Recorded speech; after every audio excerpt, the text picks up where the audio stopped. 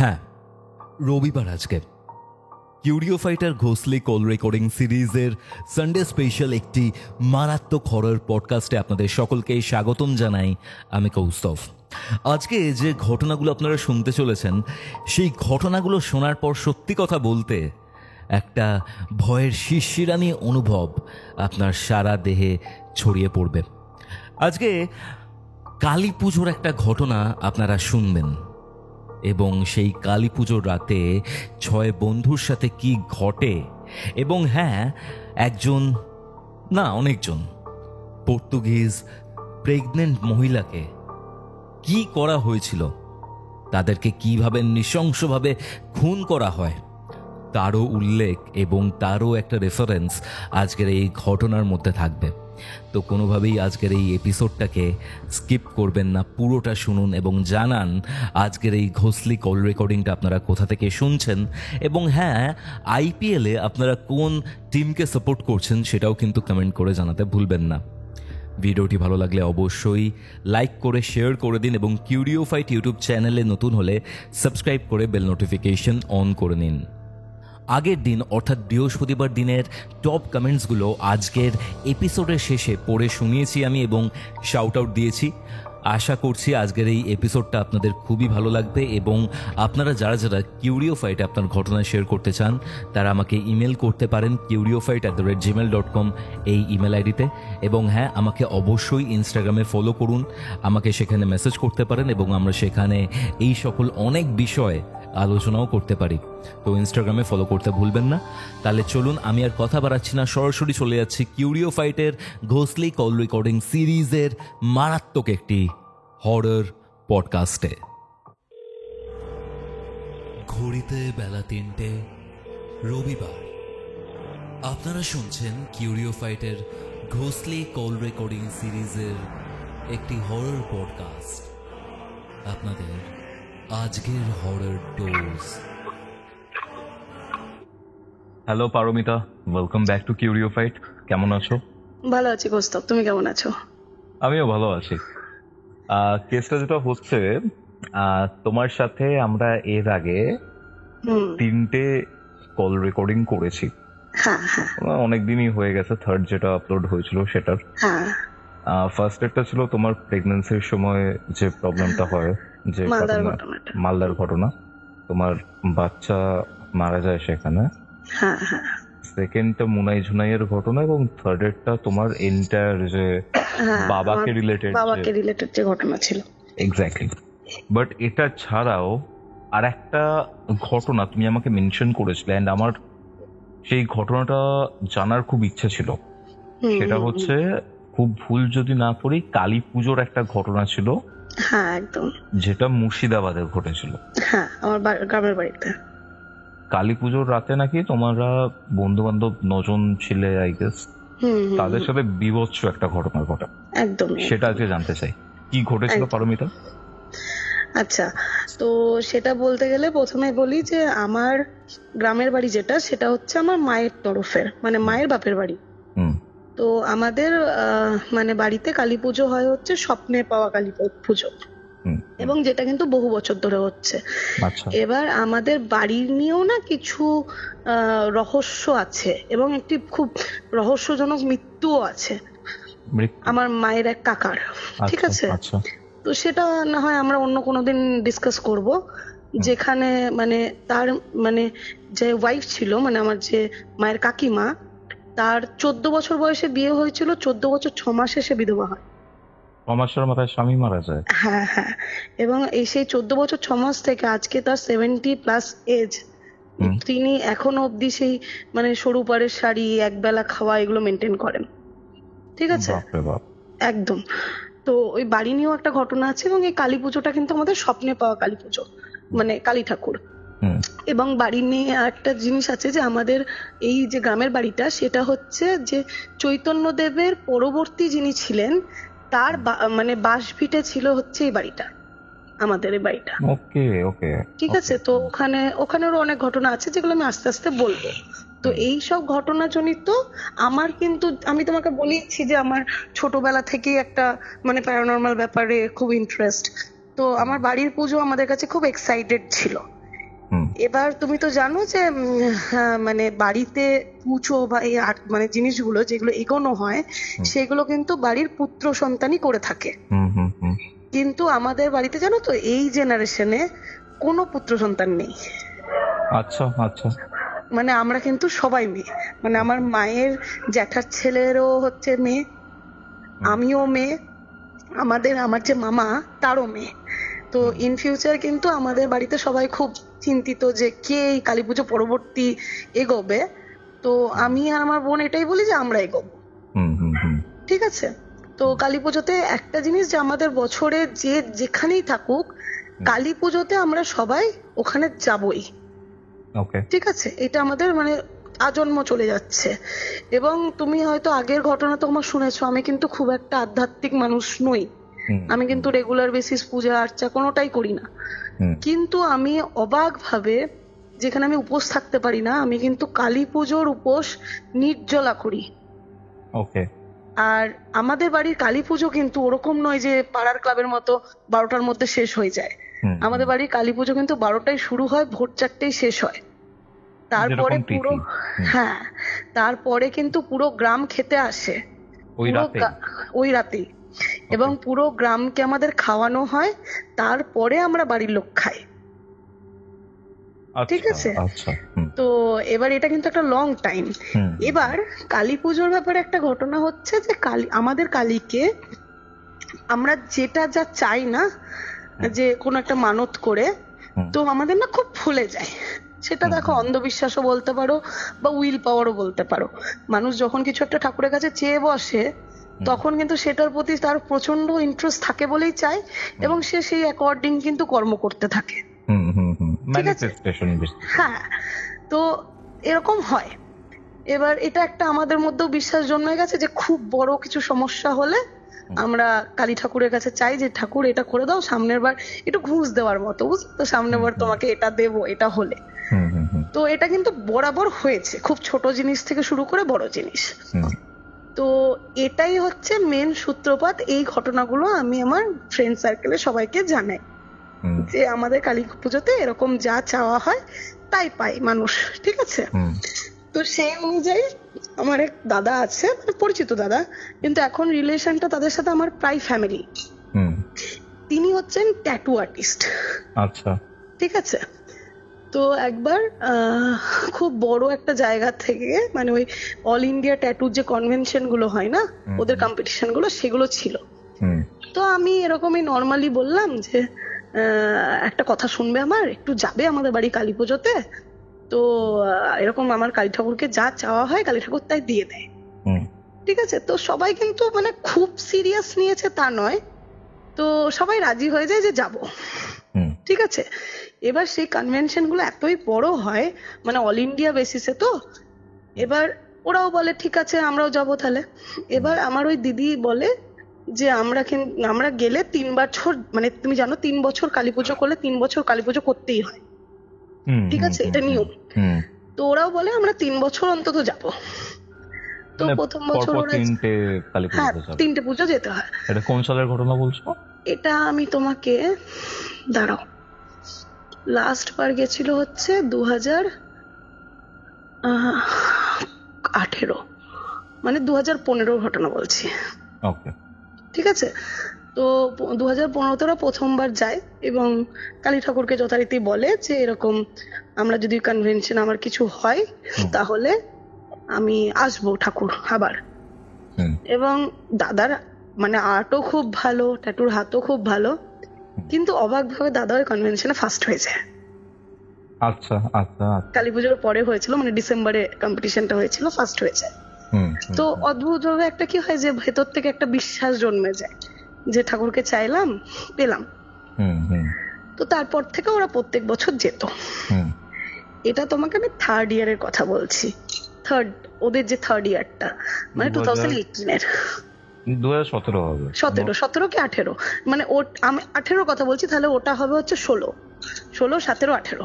ওকে ওকে। ঠিক আছে। 18তে এই ঘটনাটা ঘটেছিল। তো 2018 যখন, তখন আমার ওই দাদা দিদির বাড়িতে না অনেক একটা মানে গ্রুপ অফ ফ্রেন্ডস আমরা যেতাম। ফার্স্টে ওই দাদা যাওয়া শুরু করেছে? হ্যাঁ হ্যাঁ, প্রথম কিন্তু দাদা দিদি আমার সাথে গেছিল, দাদা দিদি আর ওর মেয়ে। আচ্ছা। ঠিক আছে, তো তারপরে আমাদের একটা গ্রুপ অফ ফ্রেন্ডস ওখানে হয়, এবং এই গল্পটা ধরো কি হয় যে এরকম জানিস ওদের বাড়ি কালী পুজোতে গেছিলাম, এরকম যা চেয়েছিলাম ফলেছে। হ্যাঁ, দেবশ্রীর কর্মফলও আছে, কিন্তু তার সাথেও ফলেছে। ঠিক আছে, একটা বিশ্বাস হয়েছে, সবাইকে বলেছে। তো ওই 2018 না একটা বাঞ্চ অফ ফ্রেন্ডস আমাদের সঙ্গে যোগ হয়। এবার আমাদের কালী পুজোতে না কোনোদিনও মানে এরকম ছিল না যে একে নিয়ে যাওয়া যাবে না বা ফ্রেন্ডস নিয়ে যাওয়া যাবে না। আমাদের বরাবর আমার বোনের বন্ধুরাও আসতো, আমার বন্ধুরাও যারা যেতে চাইতো সব ওয়েলকাম ছিল। মানে এখনো যদি এই ঘটনা শোনার পর কোনো দর্শক কন্ট্যাক্ট করে বলে যে আমি যেতে চাই, আমি সামনের বছর তাকেও নিয়ে যাবো। আমি যাবো একদম একদম।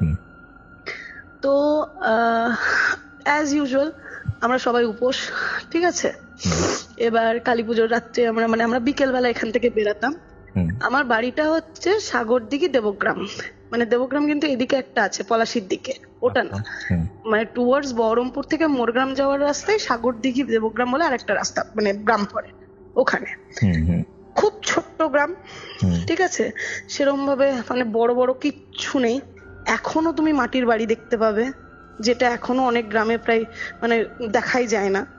এখনো কাঁচা রাস্তা, এবং আমাদের মাটির দোতলা বাড়ি। ঠিক আছে, মানে তোমাদের বাড়িটাও মাটি? হ্যাঁ হ্যাঁ। ওকে ওকে। মানে ওখানে আমাদের 3টে বাড়ি আছে, মানে মায়েদের 3 ভাইয়ের, মায়ের বাবাদের 3 ভাইয়ের 3টে কিন্তু মাটির বাড়ি। ঠিক আছে, একদম টিপিক্যাল গ্রাম বলতে যেরকম বাড়ির ভেতরে গোয়াল, তারপরে ওই ধানের গোলা পাকানো, সমস্ত কিছু আছে। নিজেদের পুকুর আছে, তাতে মাছ আছে, মানে আমার বন্ধু বান্ধবরা গিয়ে মাছও ধরে মাঝে মাঝে ওখানে। অসাধারণ। তো একদম গ্রাম্য পরিবেশ, এবং সব থেকে বড় ব্যাপার ওখানে কিন্তু ইলেকট্রিসিটির না সেরকম ব্যবস্থা নেই। মানে তুমি এখনো ওই গ্রামে যদি যাও, অর্ধেকের বেশি রাস্তা তুমি অন্ধকার পাবে। আচ্ছা, সে একটা টিমটিমে বাল্ব জ্বলছে এরকম। এবার তোমাকে আমি বললাম যে আমরা বোনেরা যেখানেই যাই, আমরা কিন্তু কালী পুজোতে সবাই ওখানে হবই, সে যত দূরেই থাকুক। এবার ছোটবেলা থেকে আমাদের কালী পুজোর যেখানটায় হয়, আমাদের ওই পুরো গ্রামের মধ্যে না 2টো কালী পুজো হয়।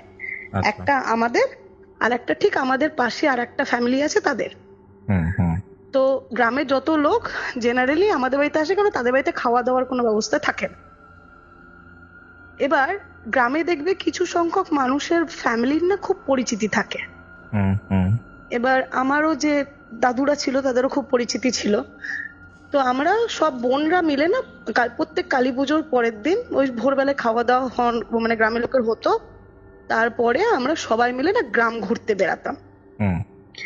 এবার গ্রাম ঘুরতে গিয়ে না ছোটবেলা থেকে আমাদের খুব ইন্টারেস্ট ছিল হচ্ছে এদিক ওদিক দেখবো, বাড়িগুলো যাব।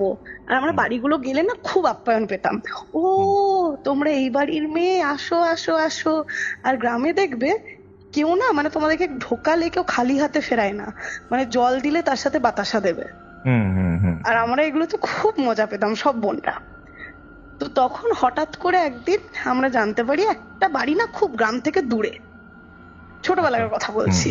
তো ওই বাড়িতে আমরা ওরকম জল বাতাসা খেয়ে এসেছি।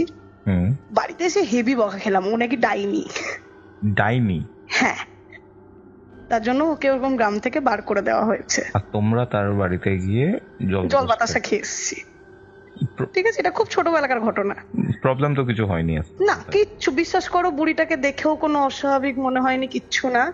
কিন্তু বাড়িতে এসে খুব বকা খেয়েছিলাম। মানে আমাদের না কিছু কাজের লোক আছে যারা কিন্তু বংশ পরম্পরাতেই আমাদের বাড়িতে থাকে, মানে তাদের বাবারাও থাকতো, তাদের দাদুরাও থাকতো, এখন যারা ছেলে তারাও থাকে। তারাই ওই জমির কাজ কর্ম করে, আবার বাড়িতেও থাকে। তারাই মেনলি বকাবকিটা করেছে, ও কেন ওইদিকে দরকার ছিল।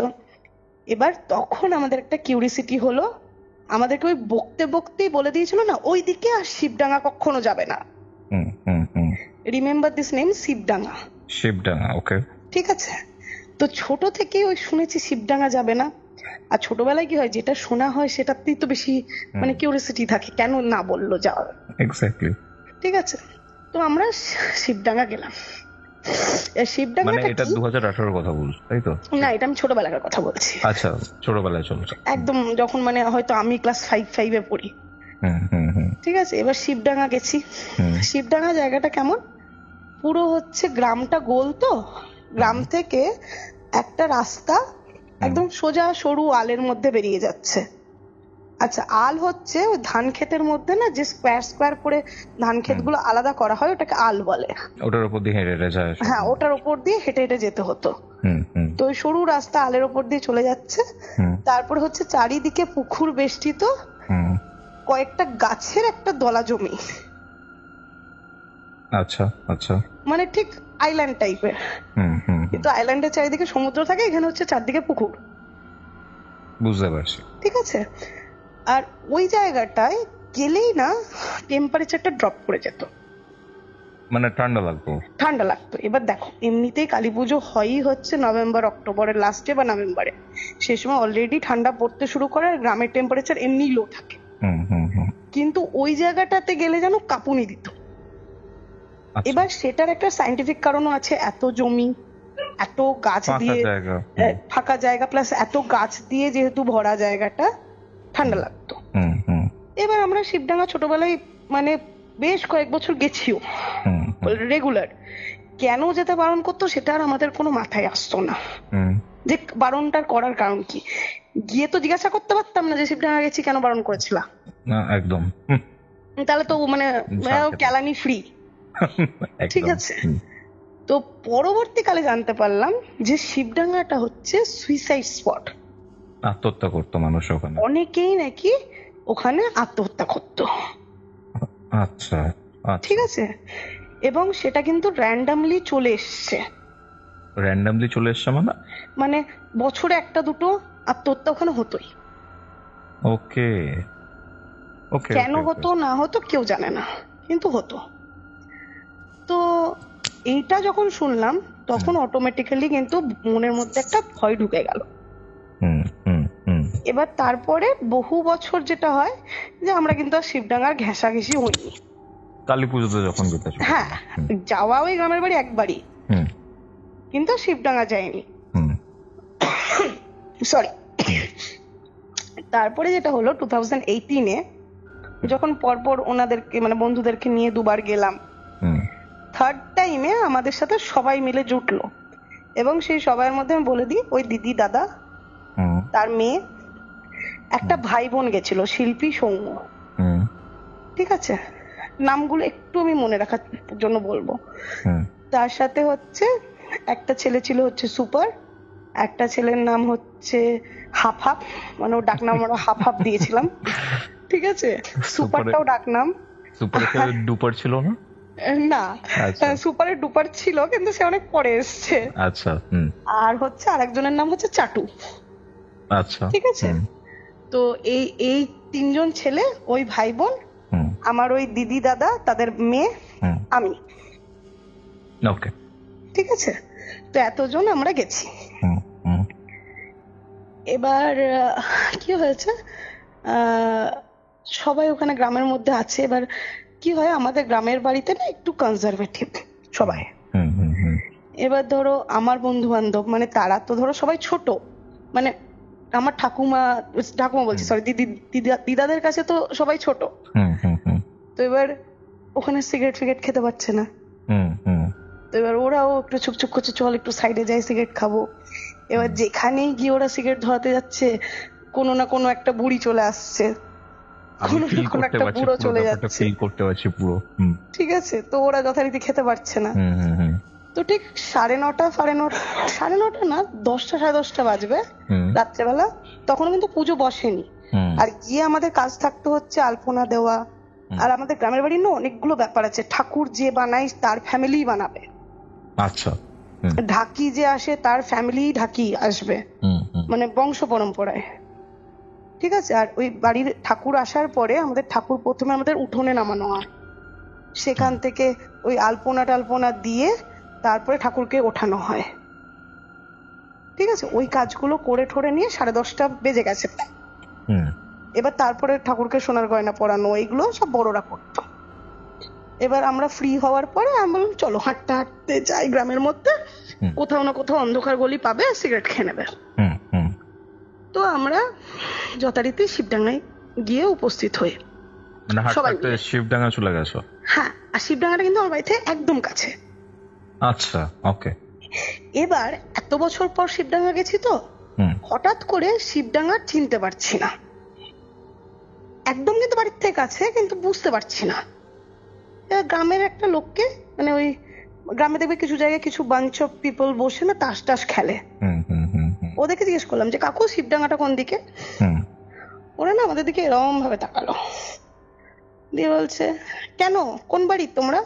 আমি বললাম, বলছে সকালে যাও, রাত্রে আর যেতে হবে না, অন্ধকার রাস্তা। বললাম না না এতজন আছি ঠিক চলে যাবো। বললো হয়তো সামনে চলে যাও। এবার আমরা যখন ছোটবেলায় যেতাম শিবডাঙ্গার কিন্তু আশেপাশে কিছু ছিল না। আচ্ছা আচ্ছা। এবার গিয়ে দেখলাম শিবডাঙ্গার যে রাস্তাটা আলটা ঢুকছে না, ওখানে একটা পুরো বড় করে মন্দির করা হয়েছে। বুঝতে পারছি। মন্দিরের পাশে একটা ছোট্ট গেট, ওই গেটটা খুলে আমাদেরকে ওই শিবডাঙ্গার যে রাস্তাটা সেটা ঢুকতে হবে। ঠিক আছে, গেলাম, গেটটা খুললাম, ঢুকলাম। তো গেটটা যখন খুলে ঢুকছি না, তখন ঠিক নিয়ার বাই, সব থেকে নিয়ার বাই যে বাড়িটা আছে তাদের বাড়ির লোক কিন্তু বেরিয়ে এরকম ভাবে দেখলো কে ঢুকছে। আচ্ছা। এবার গ্রামে দেখো এই জিনিসগুলো খুব নর্মাল, কারণ গ্রামে এতগুলো লোক বুঝতে পারছে তারা গ্রামের নয়, ঘুরে বেড়াচ্ছে, গ্রামে একটু কিউরিওসিটি থাকে টুকি টুকি মারার, দেখার। ঠিক আছে, তো শিবডাঙ্গার এবার রাস্তাটার বর্ণনা দিই। যেখানে গ্রামটা শেষ হচ্ছে, মানে ওই গেটটা খুললাম, সেখান থেকে শিবডাঙ্গা মন্দিরটা হচ্ছে প্রায় 1 কিলোমিটার। আচ্ছা। ওই 1 কিলোমিটার রাস্তাটা হচ্ছে তুমি একা হেঁটে যেতে পারবে, ডবল যেতে পারবে না, এতটাই সরু। এতটাই সরু। আর মানে ওটা কি আল ছিল ওই জায়গাটা? আলই ছিল, কিন্তু এখন একটু রাস্তা করেছে। আচ্ছা। মানে মোরাম টোরাম ফেলে একটু রাস্তা করেছে। ঠিক আছে, কিন্তু তুমি একজনই যেতে পারবে, দুজন গেলেই তুমি পড়ে যেতে পারো। আচ্ছা। এবার কোথায় পড়বে? দুপাশে দুটো পুকুর, মানে পড়লে তুমি জলে।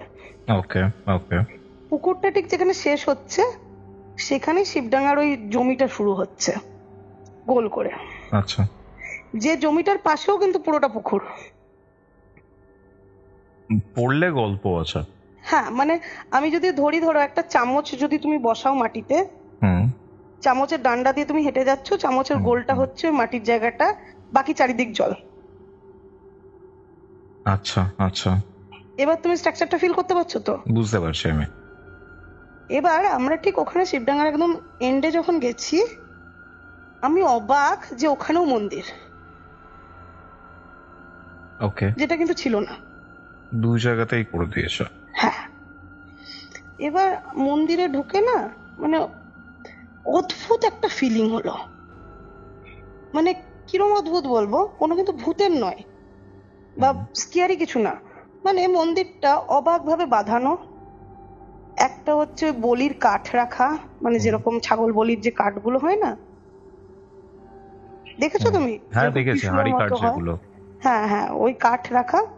একটা বেদি করা, বেদিটার মধ্যে হচ্ছে একটা গাছ উঠে গেছে, আর বেদিটার মধ্যে কোনো কিন্তু ঠাকুর নেই, ঠাকুর শূন্য জায়গাটা। হ্যাঁ। আচ্ছা। কিন্তু ওখানে আমরা যখন পৌঁছালাম তখন দেখলাম, গ্রামে দেখবে কালী পুজোর রাত, কালী পুজোর আগের রাতে খুব প্রদীপ দেওয়ার চল আছে। আমরা এখনো যেটা কালী পুজোর আগে 14 শাক খাই, 14 প্রদীপ দিই, গ্রামে কিন্তু কালী পুজোর দিনও লোকে প্রদীপ দিয়ে বেড়ায়। ওকে। তো ওই বেদিতে খালি দেখলাম প্রদীপ রাখা আছে, মাটির প্রদীপ, কেনা নয় কিন্তু হাতে বানানো। তো আমরা ওখানে গিয়ে যথারীতি সবাই মিলে বসেছি, বসে আমরা সেলফি তুলছি। সেই ওই প্রদীপের লাইটে নানান রকমের ছবি উঠছে, সুন্দর সুন্দর তুলছি। এবার দাদারা সবাই বলছে যে যে কাজটার জন্য এসছি ওটাই করতে পারছি না, এখানে তো এবার সিগারেট খাবোই। খাও। এবার ওদেরও কিছু একটা মনে হলো যে ঠাকুরের বেদির মধ্যে দাঁড়িয়ে সিগারেট খাবো, তো আমরা সবাই গেট থেকে বেরিয়ে এসে ওখানে সিগারেটটা ধরানো হয়েছে। ঠিক আছে, এবার আমরা গোল করে দাঁড়িয়ে আছি। এবার হঠাৎ করে দেখছি ওই গেটটা থেকে একজন মহিলা আসছেন, হাতে প্রদীপ আর এক হাতে একটা টর্চ। ঠিক আছে, ওকে। এবার টর্চটা কি হয়, তুমি যখন হাঁটবে তুমি দেখবে টর্চটা এরকম হাতে দোলে না, হাঁটতে হাঁটতে, তো ওরকম দুলতে দুলতে উনি আসছেন। এবার আমাদের ওখানে যারা ছিল তাদের মধ্যে দুজন দিদিও মানে স্মোক করে। ঠিক আছে, এবার দেখো গ্রামে কি হয় যে ছেলে স্মোক করছে ঠিক আছে, মেয়ে স্মোক দেখলে তো মানে তারা হার্ট ফেল করে দিতে পারে। ঠিক আছে, এবার আমি কি বলছি, তোমরা তাড়াতাড়ি খাও, মহিলাটা আসছে। ঠিক আছে, এবার দাদাগুলো বলছে আরে ফেল ফেল ফেল, মহিলাটার সামনেও একজন আসছে। এবার মহিলাটা তো আসছে, তার সামনে যে আসছে সে যথারীতি আরো আগে এসে পৌঁছাবে। এবার তার সামনে যে আসছে তার কিন্তু হাতে কিচ্ছু নেই। আমরা সবাই তাকালাম, দেখছি হ্যাঁ মহিলার সামনে একজন কেউ আসছে। আমি একজনের পা দেখতে পেলাম, টর্চটা এরকম এরকম হচ্ছে তো, আমি একজনের পা দেখতে পেলাম, ওপর কিন্তু দেখতে পেলাম না, এতই অন্ধকার। এবার দিদিগুলো সিগারেট ফেলে দিল, সবাই সিগারেট ফেলে দিল, আমরা মন্দিরের ভেতর গিয়ে বসলাম। ওই মহিলা এসে যথারীতি তোমরা কে, কোন বাড়ি থেকে এসছো সব জিজ্ঞাসা করলো। আমরা উত্তর দিয়ে তারপর আমরা ওখান থেকে বেরিয়ে গেলাম। এবার তোমাকে আমি ঘটনা বলি, রাত্রি তখন প্রায় 2:30 থেকে 3টে। আচ্ছা, ঠিক আছে, হঠাৎ করে আবার হুচুক হলো যে চল আরেকবার যাই ওখানে যাই, আরেকবার গিয়ে ফুক দেয়। হ্যাঁ, এবার দেখো সবাই তো উপোস আছে, উপোসে যথারীতি তাদেরকেও তো মানে মানে মানে ফোর্স করতে পারছি না যে না খাওয়া যাবে না বা কিছু। আবার গেলাম সবাই মিলে। এবার যখন গেছি তখন যাওয়ার সময় মানে আমার না কেন জানি না মন চাইছিল না। আচ্ছা, এবার সেটা ধরো আমিও সারাদিন উপোস আছি, সেটাও হতে পারে বা কিছু হতে পারে, আমি একটু যাবা আবার এখানে লুকিয়ে খেয়ে নাও। এবার দিদি দুটো বলছে ওরা লুকিয়ে খেয়ে নেবে, আমরা কি করে খাবো, আমাদেরও খেতে হবে, এতক্ষণ না খেয়ে কোনোদিন থাকি না। তো আবার যাওয়া হলো। এবার তোমাকে আমি একটা সিচুয়েশন বলবো যেটা একটু ইমাজিন করার চেষ্টা করবে। অত রাত্রে গেছে আর কেউ বাইরে দাঁড়িয়ে খায়নি, বেদির ভেতরেই সিগারেট ধরিয়েছে সবাই। আচ্ছা, বেদির মধ্যে এরকম স্কোয়ার বেদির মধ্যে বসে আছে হচ্ছে প্রথমে সুপার, তারপরে আমার দিদির মেয়ে, তারপরে আমি, আমার পাশে হচ্ছে শিল্পী। আমরা 4জন এরকম লম্বা ভাবে বসে আছি বেদির মধ্যে। ঠিক আমাদের অপোজিটে দাঁড়িয়ে আছে হচ্ছে ওই দিদি, দাদা আর ওই শিল্পীর ভাই যে সৌম্য। আচ্ছা, হাফ যার কথা বললাম, সে কি করছে অন্ধকারের মধ্যে ফ্ল্যাশ মেরে মেরে ছবি তোলার চেষ্টা করছে ঘুরে ঘুরে ওই মন্দিরের ভেতরে, কিন্তু মানে ওই যে প্রাচীরটা করা আছে তার ভেতরে। সেলফি তোলার নেশা আছে। সেলফি না, মানে ব্যাক ক্যামেরা করে কত দূর ক্যামেরা যাচ্ছে আলো টালোতে সেসব দেখছে। আচ্ছা, আর আরেকজন যে ছিল চাটু, সে হচ্ছে মানে আমরা সামনাসামনি আছি তো ও আমাদের ডান দিকে দাঁড়িয়ে আছে, ও সিগারেট খাচ্ছে। এবার একটা সিচুয়েশন হলো যেখানে আমি হঠাৎ করে দেখলাম আমার পাশে যে মেয়েটি আছে শিল্পী, সে উঠে গেল, উঠে গিয়ে ওই দিদির পাশে দাঁড়ালো এবং দাঁড়ানোটা হচ্ছে দিদির হাতটা এইভাবে খামছে ধরে, একদম অবাক। ঠিক আছে, ওকে ওকে। ওই সেম মুহূর্তে দাদা আর সৌম্য কিন্তু আমাদের সাথে গল্প করছিল, গল্প কোনো শেষ হয়নি, কিচ্ছু হয়নি, ওরা চুপ, কিছু একটা হয়েছে। হ্যাঁ, মানে এই যে আমরা কথা বলছি এখন আউট অফ নোয়ার আমি যদি হট করে চুপ হয়ে যাই, বুঝতে পারছি, অদ্ভুত হবে ব্যাপারটা না? আমি তো কথা বলছি, কন্টিনিউয়াস একটা কথার মধ্যে, হ্যাঁ কন্টিনিউয়াস একটা গল্প করছি, তার মধ্যে ওরা দুজন চুপ। ঠিক তার 1-2 সেকেন্ড যে ছেলেটি পেছনে ছবি তুলছিল সে সুসুর করে এসে সুপার বলে ছেলেটি যে প্রথমে বসেছিল তার পাশে বসে পড়লো। আচ্ছা, চাটু বলে যে ছেলেটা ছিল সে হঠাৎ করে বলছে কারোর কাছে আগুন হবে, কারোর কাছে আগুন হবে, কারোর কাছে আগুন হবে। ও কিন্তু সিগারেট খায় না, সিগারেট খায় না, তাও আগুন চাইছে। হ্যাঁ, এবার আমি মানে যে বাচ্চাটা ছিল দিদির, সেই মেয়েটি আর সুপার সবার মুখের দিকে এরকম হাঁ করে তাকিয়ে আছি যে কি হলো কেসটা। আর ওই দিদিও বলছে কি হলো রে, মানে শিল্পী এত জোরেই ওকে ধরেছে হুম যেটা মানে ওর ব্যথা লাগছে হাতে, হুম হুম ঠিক আছে। হুম হঠাৎ করে আমার ওই দাদা, বললাম যে চুপ হয়ে গেছে, হুম সে হট করে বলছে আমরা তো পুজো দেখতে এসছি, আমরা এখানে কি করছি?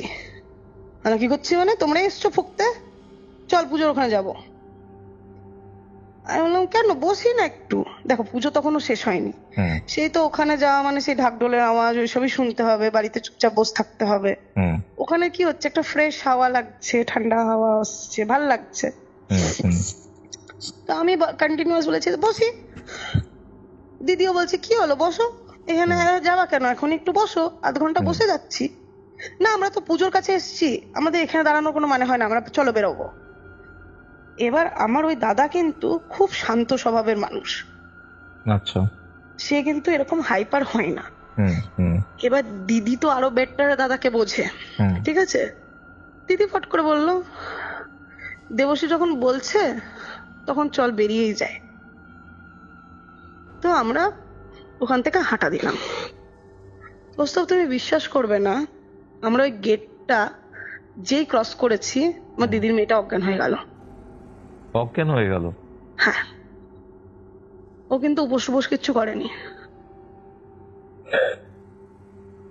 পুরো দাঁড়িয়ে দাঁড়িয়ে অজ্ঞান হয়ে গেল, মানে ধাপ করে পড়লো।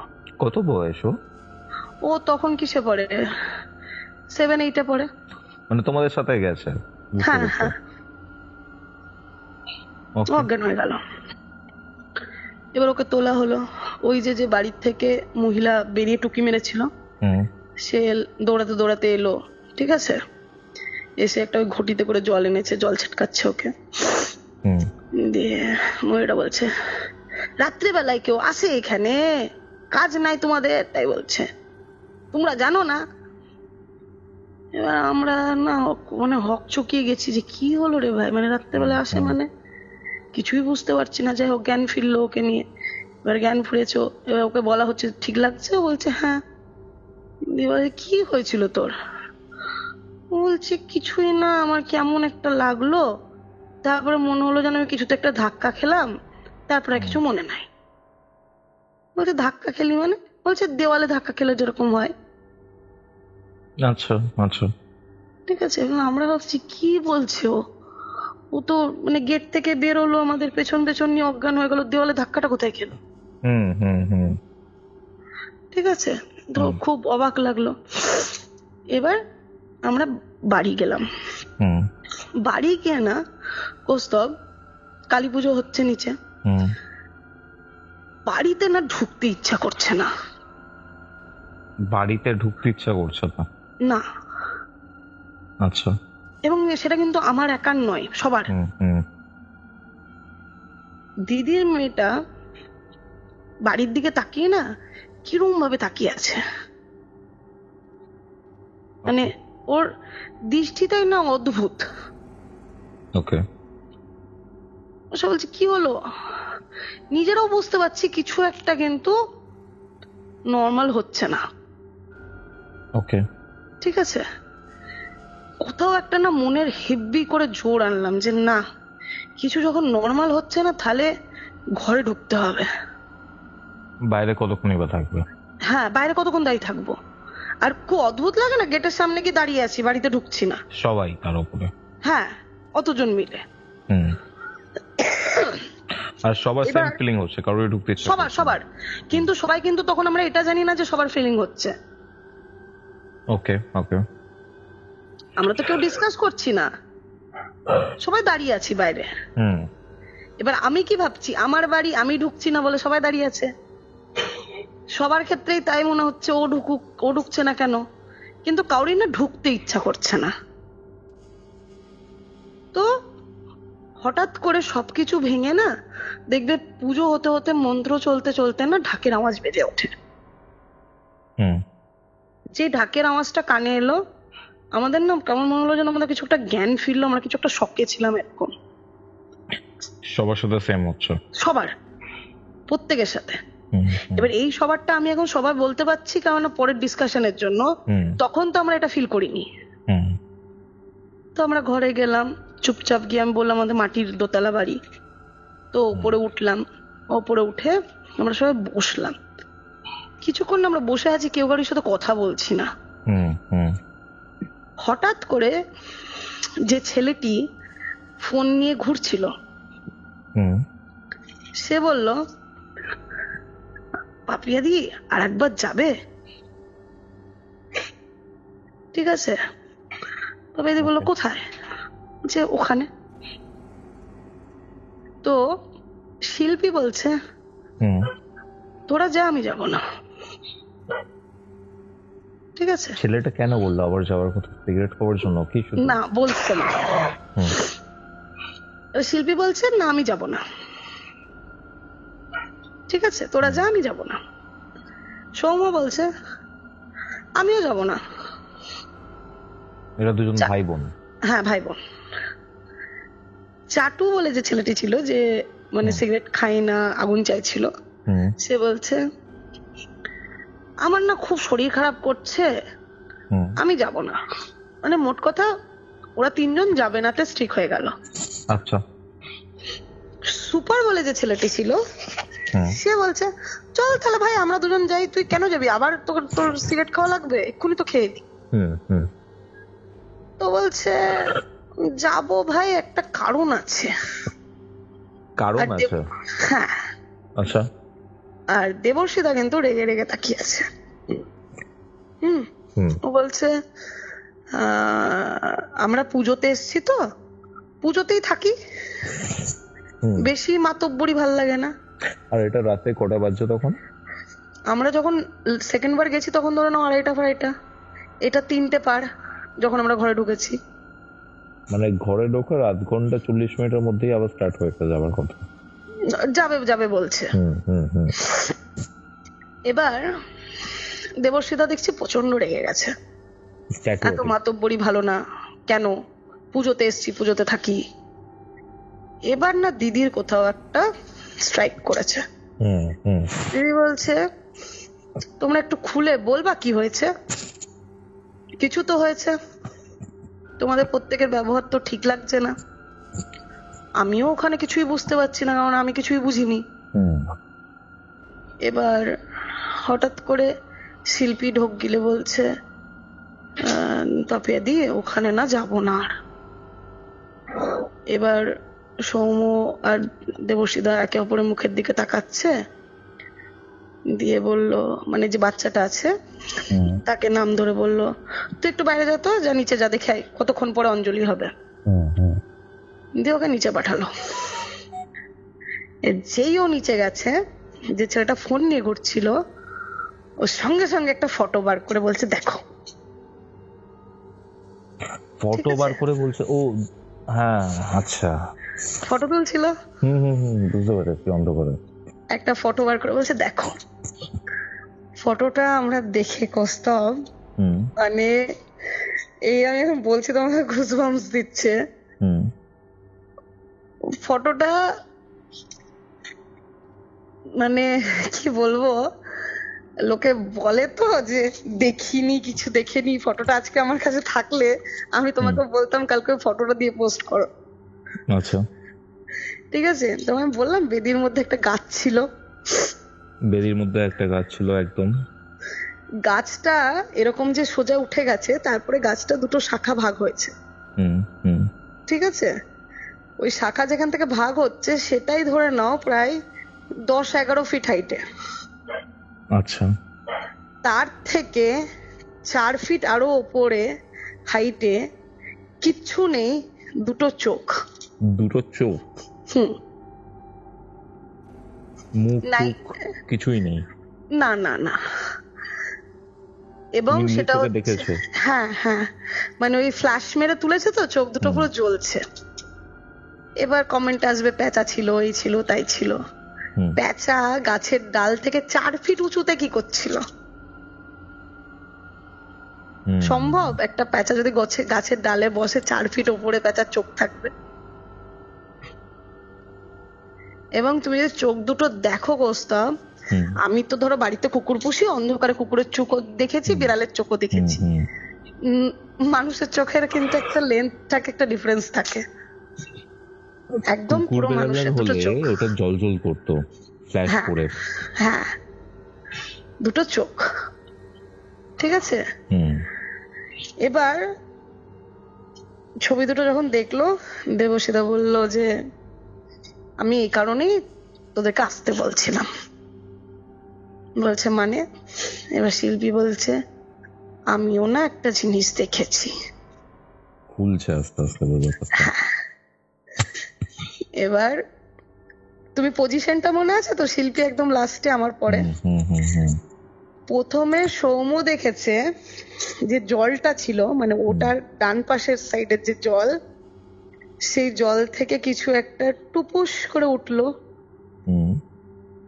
পাঁচিরটা টুপুস করে মানে টপকালো, এবং খুব বৃদ্ধা মহিলা, যদি কুঁজো হয়ে যায় প্রচন্ড রকম, যেরকম গুটি গুটি হাঁটবে, ঠিক সৌম্যর পাশ দিয়ে একটা বুড়ি ওরকম হেঁটে হেঁটে যাচ্ছে। সৌম্য হাত দিয়ে গুঁতো মেরে দেবশ্রীদাকে দেখিয়েছে। দেবশ্রীদা দেখে চুপ করে গেছে, সৌম্য চুপ করে গেছে। শিল্পীর পাশ দিয়ে যখন বুড়িটা ক্রস করেছে, তখন শিল্পী দেখেছে শিল্পী উঠে গিয়ে পাপিয়াদিকে ধরে বসে পড়েছে, দাঁড়িয়ে পড়েছে। আচ্ছা আচ্ছা। ওটা গোল করে রাউন্ড করতে করতে যখন গিয়ে চাটুর সামনাসামনি হয়েছে, তখন চাটু আগুন চাওয়া শুরু করেছে। ওই জন্য আগুন চেয়েছে। তুমি কিছু ফিল করো নি এগুলো? কিচ্ছু না, ওসব কিচ্ছু না। আমি, সুপার, পাপিয়াদি, বাচ্চাটা কিচ্ছু ফিল করিনি, কিছু দেখিনি। এবার ও ফ্ল্যাশ মেরেছে, দেখছে গাছের উপরে ওটা আছে দাঁড়িয়ে। ও তখনই চলে এসছে, কিন্তু ছবিটা ক্লিক হয়ে গেছে। ঠিক আছে। যেই এই ঘটনাটা বলা চলছে, নিচ থেকে আবার হই হই হই আওয়াজ। দৌড়ে গেলাম, দেখলাম বাচ্চাটা আবার অজ্ঞান হয়ে গেছে। তারপর ওকে জল ঠল দেওয়া হলো, পুজো হলো, আমরা বাড়ি ফিরে এলাম, মানে ফিরে আসবো, সকালবেলা হয়ে গেছে। ছবিটা ফোনে তখনও আছে। আমরা কিন্তু মোটামুটি মানে একটু চাপেই আছি। আমি যদিও দেখিনি, কিন্তু শুনে তো একটা ভয় ভয় করে, ঠিক আছে। তো গাড়ি নিয়ে বেরানো হলো, বাইক নিয়ে গেছিল সবাই। আমাদের গ্রাম ছাড়ার আগে একজনের টায়ার লিক করে গেল। আচ্ছা। এবার ভোরবেলা কোথায় টায়ার লিক বেলা পাই, সে গাড়ি হাঁটাতে হাঁটাতে নিয়ে গিয়ে একজন বললো এই বাড়ির ছেলে টায়ার লিকে কাজ করে, দেখো। ওকে সারাতে সারাতে আর একজনের টায়ার বাস্ট করলো। দুটো সারানো হলো, সারিয়ে একটু এগিয়েছি, মানে 500 মিটারও যায়নি, আরেকজনের টায়ার বাস্ট করলো। মানে আমরা কিছুতে, বাইকে, আচ্ছা, মানে আমরা কিছুতেই বেরোতে পারছি না। ওটাও সারানো হলো। যেই মোড়ে গেলাম, মানে একদম মানে গ্রাম থেকে বেরোবো, সেই মোড়ে, সেখানে গিয়ে হঠাৎ করে ওই যে শিল্পী ছিল বমি করতে লাগলো। আচ্ছা। আমি পাপিয়াদিকে হট করে বললাম, পাপিয়াদি আমাদেরকে বেরোতে হবে, এনি হাও বেরোতে হবে। ও বমি ছেটাতে ছেটাতে রাস্তায় যাক, তাও বেরোতে হবে। তখন কিন্তু তোমাকে আমি একটা কথা বলেছিলাম, মনে আছে, যে এই টাইমগুলোতে আমি কিন্তু প্রচুর বিপদ থেকে বেঁচেছি, অ্যাজ বিকজ অফ আমার বাবা। তো এই যে ফিলিংটা যেটা সবাই পেলো, এটা কিন্তু আমি ওখানে পেলাম না বসে, যেখানে আমি কিন্তু খুব পোন টু এই সব দেখাতে, আমি কিন্তু পেলাম না ফিলিংটা। কিন্তু আমার কোথাও সিক্স সেন্স কাজ করছিল, আমাদেরকে এই বেরোতে হবে। তো আমরা বেরিয়ে এলাম। বহরমপুর অব্দি পৌঁছতে আমাদের মোটামুটি জীবন বেরিয়ে গেছিল, এত বাধা আসতো, এত বাধা। পৌঁছালাম রাত্রেবেলায়, সবাই মিলে আবার এক জায়গা হলাম দিদির বাড়িতে। ঠিক আছে। দিদির বাড়িতে মানে তোমার ওই দিদির বাড়িতে, যে দিদি দাদা গেছিল তার বাড়িতে। Tattoo artist. হ্যাঁ হ্যাঁ। তো সবাই মিলে ডিসাইড করলো যে মানে গল্প গুজব করার পরে এই ফটো ফোনে রাখা যাবে না, ঠিক আছে? ফটোটা ওখানে বসে ডিলিট করা হলো। এবার নর্মাল একটা ফোনে কি হয়, অপশনে যাও, ডিলিট মারো, ডিলিট, ফটো ডিলিট হয় না। কোনোদিন টেকনোলজিতে দেখেছো যে এরকম ফটো ডিলিট হবে না বা কিছু? ফটোটা ডিলিট অপশনে টিপছে, ফটো ডিলিট হচ্ছে না। শেষে ছেলেটি ওই ফোনকে রিবুট করে, দেখেছো? রিবুট করলো,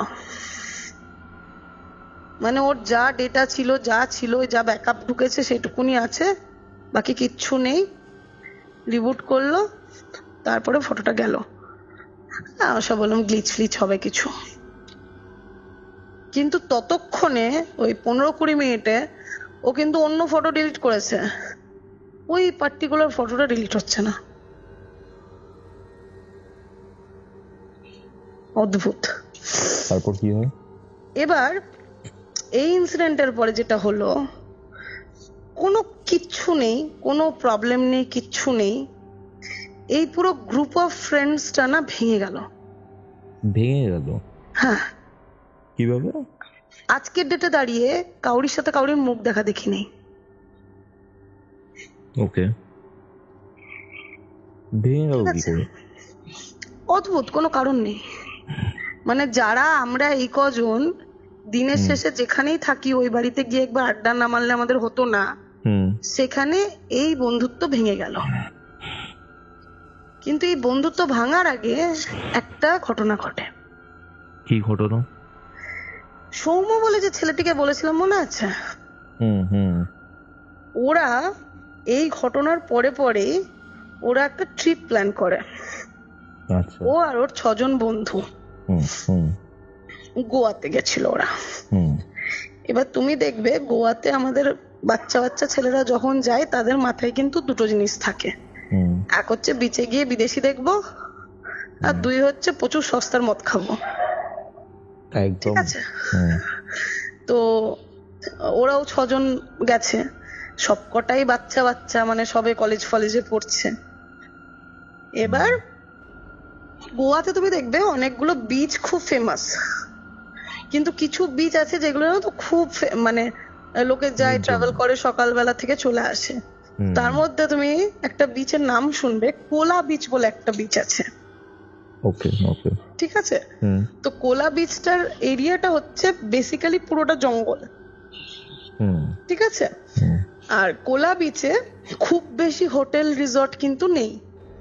ওখানে টুরিস্টরা যায় সকালবেলা, গোটা দিন স্পেন্ড করে, আবার ফেরত চলে আসে। ওকে, ঠিক আছে? ওরা এইখান থেকে অনলাইনে বুকিং করে। কোলা বিচের মধ্যে একটা হাউজিং কমপ্লেক্স তৈরি হচ্ছিল 4টে টাওয়ারের। ঠিক আছে? তো ওরা ওই হাউজিং কমপ্লেক্সটা বুক করে। হাউজিং কমপ্লেক্সটার নাম এই মুহূর্তে আমার মনে পড়ছে না, নাহলে আমি কিন্তু মেনশন করে বলতাম, তোমরা মানে গুগল সার্চ করেও দেখতে পাবে, বা আমি যদি কোনোদিন সৌম্যর সাথে কথা বলি আমি ঠিক তোমায় জানিয়ে দেবো। এবার ওরা 6 জন যায়। তো যথারীতি ওই যে গাড়ি ভাড়া করেছিল, সেই গাড়ি ভাড়া করে যখন ওরা অ্যাড্রেসটা দেয়, গাড়ি ভাড়া ওদেরকে নামাবার সময় বলে যে আপনারা এখানে কেন থাকছেন? তো বলছে আমরা এখানে খুব সস্তায় রুম পেয়েছি।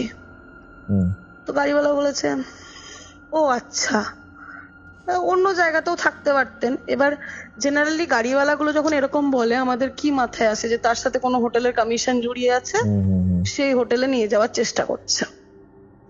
তো গাড়িওয়ালাটা নামিয়ে ওদেরকে বলে যে এটার নাম্বার আমার, আপনারা যদি থাকতে না পারেন তাহলে ফোন করবেন।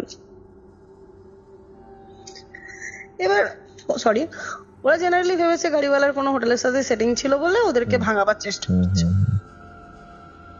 ওরা গাড়িওয়ালাকে টাকা ফাঁকা দেয়, নাম্বার ছিল, নাম্বারটা দেয়, নিয়ে নেয়, দিয়ে ওরা ফ্ল্যাটে যায়। ঠিক আছে? ওখানে গিয়ে ওরা দেখছে একটা মানে পুরো বাউন্ডারি দেওয়া, বাইরে একটা বিশাল গেট, সে গেটের বাইরে একটা লোক সাইকেল নিয়ে দাঁড়িয়ে আছে। ওই লোকের সাথে ওদের ফোন কলে কথা হয়েছিল। তো লোকটা ওদেরকে চাবি দেয়, নিয়ে বলে এই দিক দিয়ে সোজা গিয়ে ডান দিক দিয়ে উঠে পড়বেন প্রথম ফ্ল্যাটে, 4 তলায় না 5 তলায় ওদের রুম ছিল। তো লোকটা বলে যে আসুন আপনি। ও লোকটা বলছে না না আপনারা চলে যান, কোনো অসুবিধা হলে আমাকে ডাকবেন। তো বলেছে আপনি থাকেন না এখানে? বলো না আমি এই সামনেই আমার বাড়ি, 10 মিনিটে আমি ওখানে থাকি। তো ওরা রুম চাবি পেয়ে ঢুকেছে। এবার উঠছে যখন ওপরে, ওরা দেখছে সব ফ্ল্যাট না বন্ধ, মানে কোনো ফ্ল্যাট খোলা নেই, বা ওরা ওই কমপ্লেক্সের ভেতর ঢুকে কিন্তু কোনো লোককে দেখতে পায়নি। এবার জেনারেলি ওরা ধরো ওখানটায় যখন গেছে তখন 12টা 1টা বাজছে, কোথাও নিজেদের মধ্যেও ভেবেছে যে হয়তো লোকজন বিচে ফিচে গেছে তার জন্য নেই। এবার ওরা ফ্ল্যাটে গিয়ে যখন ফ্ল্যাটটা খোলে, বাচ্চা বাচ্চা ছেলে, ওরা ফ্ল্যাট দেখে ওদের মাথা খারাপ হয়ে যায়। মানে একটা পুরো ওয়েল ফার্নিশড ফ্ল্যাট, 10 দিনের জন্য ভাড়া হচ্ছে 6,500 টাকা। ওকে, বুঝতে পেরেছি। এবার ওরা কি আন্দাজ করেছিল যে আমরা যদি খুব ন্যূনতম হোটেলেও থাকি আমাদের পার হেড 1000 টাকা পার ডে খরচা আছে, সেখানে যদি 10 দিনের জন্য 6,500 টাকা একটা ফার্নিশ ফ্ল্যাট পাই, ওই লোভেই তো ওরা গেছে। আচ্ছা, এবার পুরো ফার্নিশ ফ্ল্যাট, এসি, ঠিক আছে, টিভি, ওয়াশিং মেশিন সব। এবার দেখো বহরমপুরের মফস্বলের ছেলে পিলে ওরম একটা ফার্নিশ ফ্ল্যাট দেখেছে, যথারীতি একদম মানে আদেকলামও শুরু করে দিয়েছে। সেই ওরকম ওয়াশিং মেশিন, দেখো আমাদের নর্মাল বাড়িতে ওয়াশিং মেশিন থাকে, ওখানে সেই ফ্রন্ট লোডেড ওয়াশিং মেশিন দেখে ওরা ওয়াশিং মেশিনের দরজা খুলছে, ডাবল ডোর ফ্রিজ খুলছে, ঠিক আছে, সব খোলাখুলি দেখা দেখি করেছে। এক ছেলে তো মোটামুটি ট্রেনে ওরা যা জামা কাপড় পরেছিল ওয়াশিং মেশিনে গুতি ঢুকিয়েও দিয়েছে, ঠিক আছে। তো ওখান থেকে আবার পুরো বিচ দেখা যাচ্ছে, ঠিক আছে। আচ্ছা আচ্ছা। এবার সবাই মিলে বসে টসে ঠিক হয়েছে কি খাবি, কে কি খাবি বল। তো দুজন বলেছে যে দাঁড়া আমরা গিয়ে একটু দুধ নিয়ে আসি, আগে একটু কফি খাই। হাঁটতে হাঁটতে দুজন গেছে। এবার দুধওয়ালার যে দোকানটা পেয়েছে, সামনে যে দোকানটা পেয়েছে, সেখান থেকে ওই প্যাকেট দুধ নিচ্ছে। দোকানওয়ালা যথারীতি জিজ্ঞেস করেছে কোথায় স্টে করছেন। তো ওরা বলেছে তো সামনে এখানে, ওই জায়গাটার নাম, আমার জায়গাটার নামটা কিছুতেই মনে পড়ছে না। এটা মনে হয় সম্ভবত সাউথ গোয়াতে কোলা বিচ, আমি ভুল হতে পারি, ঠিক আছে, আমার এক্সাক্ট মনে নেই। আচ্ছা, কিন্তু কোলা বিচ নামটা আমার একদম মনে আছে, কোলা বিচ, ঠিক আছে। তো এবার ওই জায়গাটা না বেসিক্যালি কিন্তু মানে খুব ফাঁকায়, এখনো ফাঁকা। আই থিংক সাউথ হবে, তাহলে সাউথ গোয়া হতে পারে, কেননা নর্থ গোয়ার বিচ গুলো কিন্তু খুব ভরাট। হ্যাঁ, ঠিক আছে। এবার লোকটা বলেছে, যেই ওরা বলেছে এখানে আছি, লোকটা বলেছে ও আচ্ছা, বলছে আপনারা কোথায় থেকে রুমটা পেয়েছেন? তো বলছে অনলাইনে বুক করেছি। বলছে ও আপনারা থাকতে পারবেন ওখানে, তাই বলছে। আচ্ছা, সেম কথা। এবার না এই দুটোর একটু খটকেছে, দিয়ে বলছে কেন বলুন তো দাদা, আমাদের গাড়িওয়ালা ওই কথা বলছে, আপনিও ওই কথা বলছেন, কি প্রবলেম? এবার হট করে লোকটা কথা, না আসলে এই জায়গাগুলো তো খুব ফাঁকা, খুব অ্যান্টি সোশ্যাল লোকজন এখানে থাকে, ঠিক আছে, রাত্রেবেলায় গাঁজা ভাজা খায়, নেশা টেশা করে, তো ডিস্টার্ব করে অনেক সময় টুরিস্টদেরকে, তাই বলছি এখানে সন্ধ্যার পর বিচেও কেউ থাকে না। তো ওরা চলে এসছে। এবার বাড়ি যখন ওরা মানে ফ্ল্যাটটায় যখন ঢুকেছে ততক্ষণে ডিসাইড হয়ে গেছে কে কি মদ খাবে, লিস্টি তৈরি হয়েছে বড় মতো একটা, ঠিক আছে। এবার বলছে খাওয়া দাওয়া এখনই, আজকে কাউকে ব্যবস্থা করতে হবে না, আজকে সব নিয়ে আসা হবে। সুন্দর একটা পুল আছে, দুজন ততক্ষণে পুলে নেমে গেছে, আর দুজন বলেছে যে আমরা তাহলে গিয়ে মদটা নিয়ে আসি, আর দুজন যারা ঢুকেছে ওই হচ্ছে কফি বানাতে। এবার 500 দুধ হয় না প্যাকেট গুলো, সেটা ওরা গ্যাসে বসিয়েছে, দিয়ে ঘরে বসে আছে। এবার আরেকটা ছেলে আরেকজনকে বলছে, দুধ বসিয়ে এসছিস, ফুটে পড়ে যাবে, দুধ বসিয়ে এসছিস, ফুটে পড়ে যাবে, যা। ও গিয়ে দুধের সামনে দাঁড়িয়েই আছে। আর এরাও ততক্ষণে হঠাৎ করে, মানে ওদের কথা ছিল হচ্ছে কফি টফি বানিয়ে ওরা পুল সাইডেই যাবে। দুটোকে দেখছে ও পুল থেকে উঠে চলে এসছে। আচ্ছা, এবার দুটো যে এসছে না, দুজনের কিন্তু মুখ চুন। কেন? ওরা বলছে, কি হলো তোর, চলে এলি? আমরা তো যাচ্ছিলাম কফি বানিয়ে। না ভাই, ভাল লাগছে না। কেন? বলছে পুলটা মনে হচ্ছে নোংরা। বলছে নোংরা কেন হবে, ঝকঝক তক করছে পুল। বলছে না রে, পায়ে কি ঠেক ছিল বারবার, তাই উঠে গেলাম। তখন কিন্তু ওরা খোলেনি, দুটোই কিন্তু উঠে চলে এসছে। এবার দুধ বসিয়েছে, দুধ বসানো হয়ে গেছে প্রায় 15-20 মিনিট। ওদিকে দুধের এখনো ফুটছেই না দুধ। 15 মিনিটে দুধ ফোটেনি? আচ্ছা, 500, তাও আবার 40 মিনিট ধরে ওরা দুধের সামনে 4 জনে হাঁ করে দাঁড়িয়েছে, দুধ ফুটছে না। বুঝেছো? কি করে হয় আমি জানি না। আমিও জানি না। 40 মিনিট ধরে দাঁড়িয়ে থেকে দুধ ফুটছে না। গ্যাস জ্বালানো আছে। প্রথমে তো একজনকে ইয়ার্কি মেরেছিল, দেখ গ্যাস জ্বালিয়েছিস কিনা, ও ঘাত ধরে এনে দেখ গ্যাস জ্বলছে, কিন্তু দুধ ফুটছে না। ওরা দুধ থুধ বন্ধ করে ঘরে এসে বসেছে। বলছে কি হচ্ছে ভাই, দুধ কেন ফুটছে না? এবার বলছে জীবনেও বাড়িতে কোনোদিনও করিনি, জানি না কতক্ষণে ফোটে। এবার বাড়িতে ফোন লাগিয়েছে, ঠিক আছে, যে দুধ কতক্ষণে ফোটে? বলছে কত দুধ? বলছে এত দুধ। 5-7 মিনিট লাগবে, গ্যাস ধরা, দেখ ফুটে যাবে। বাড়িতে বলছে জানো 40 মিনিট ধরে দুধ ফুটছে না। তো যাকে ফোন করেছিল, মানে একজনের দিদিকে, সে বলছে সকাল থেকেই শুরু হয়ে গেছো নাকি খেতে, যে দুধ ফুটছে না 40 মিনিট ধরে। যথারীতি আর কি মেরে ফোন রেখে দিয়েছে। এবার ওদের বন্ধুগুলো ফোন করেছে, যেগুলো বাইরে ছিল, হয়তো কোনো কিছু একটা পাইনি, যেটার জন্য কোনো কথা না শোনা যাচ্ছে না, নেটওয়ার্ক প্রবলেম। হ্যাঁ, তার তো 2 মিনিট আগে ওরা ফোন করেছে বাড়িতে, কিন্তু এদের কোনো কমিউনিকেশন হচ্ছে না। এবার একটা বন্ধু হঠাৎ করে এসে বলছে, ভাই দেখ না, আমার মনে হচ্ছে না এখানে কিছু গড়বড় আছে। বলছে কেন? বলছে ভাই পুলে নেমেছিলাম, আমার 3-4 বার মনে হয়েছে আমার পা ধরে কেউ টান মেরেছে জলের ভেতর থেকে। হ্যাঁ। আচ্ছা, এবার এ যে আছে না, মানে এই ছেলেটি, এ একটু বন্ধু মহলে ভিতু নামে পরিচিত, যার পা ধরে নেমেছে। হ্যাঁ। ও বলছে বিশ্বাস না হলে আরেকজনকে, যার ফ্রেন্ড ছিল জলে নেমেছিল, তাকে জিজ্ঞেস কর।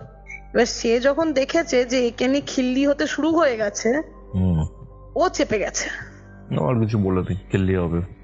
হ্যাঁ, ও দেখছে যে আমিও বললাম আমারও খিল্লি হবে ওর সাথে, চেপে গেছে। এবার ওই ছেলেটি বলছে যে আচ্ছা ধর আমার পুলের ঘটনাটা মিথ্যে, তাহলে এইটা কি করে হলো, নিয়ে ফোনটা আগিয়ে দিয়েছে। ওরা যখন ঢুকেছিল কৌস্তব, এত ভালো ফ্ল্যাট তো ওরা কোনোদিনও চোখে দেখেনি, ওরা না একটা ভিডিও করেছিল। এবার ভিডিওটা কি হয়, ঘুরে ঘুরে প্রত্যেকটা ঘর ভিডিও করেছে, মোটামুটি 5-7 মিনিটের একটা ভিডিও সেভ হয়ে গেছে ফোনে। ভিডিও পজ মানে বন্ধ করলেই তো ভিডিও সেভ হয়ে যায়। ওখানে একটা 0 সেকেন্ডের ভিডিও সেভ হয়েছে। কোনোদিন 0 সেকেন্ডের ভিডিও সেভ হয়? মানে কেউ করে পাঠাতে পারবে? 0 সেকেন্ডের ভিডিও? হ্যাঁ, ভিডিওর লেন্থ দেখছে 00.00।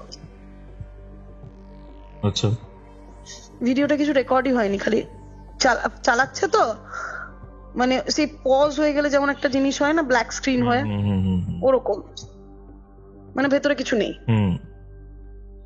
তো বলছে যে কি দেখবো এটা, বলছে আরে কারোল দেখ 0.0 সেকেন্ডের ভিডিও কোনোদিন হয় সেভ?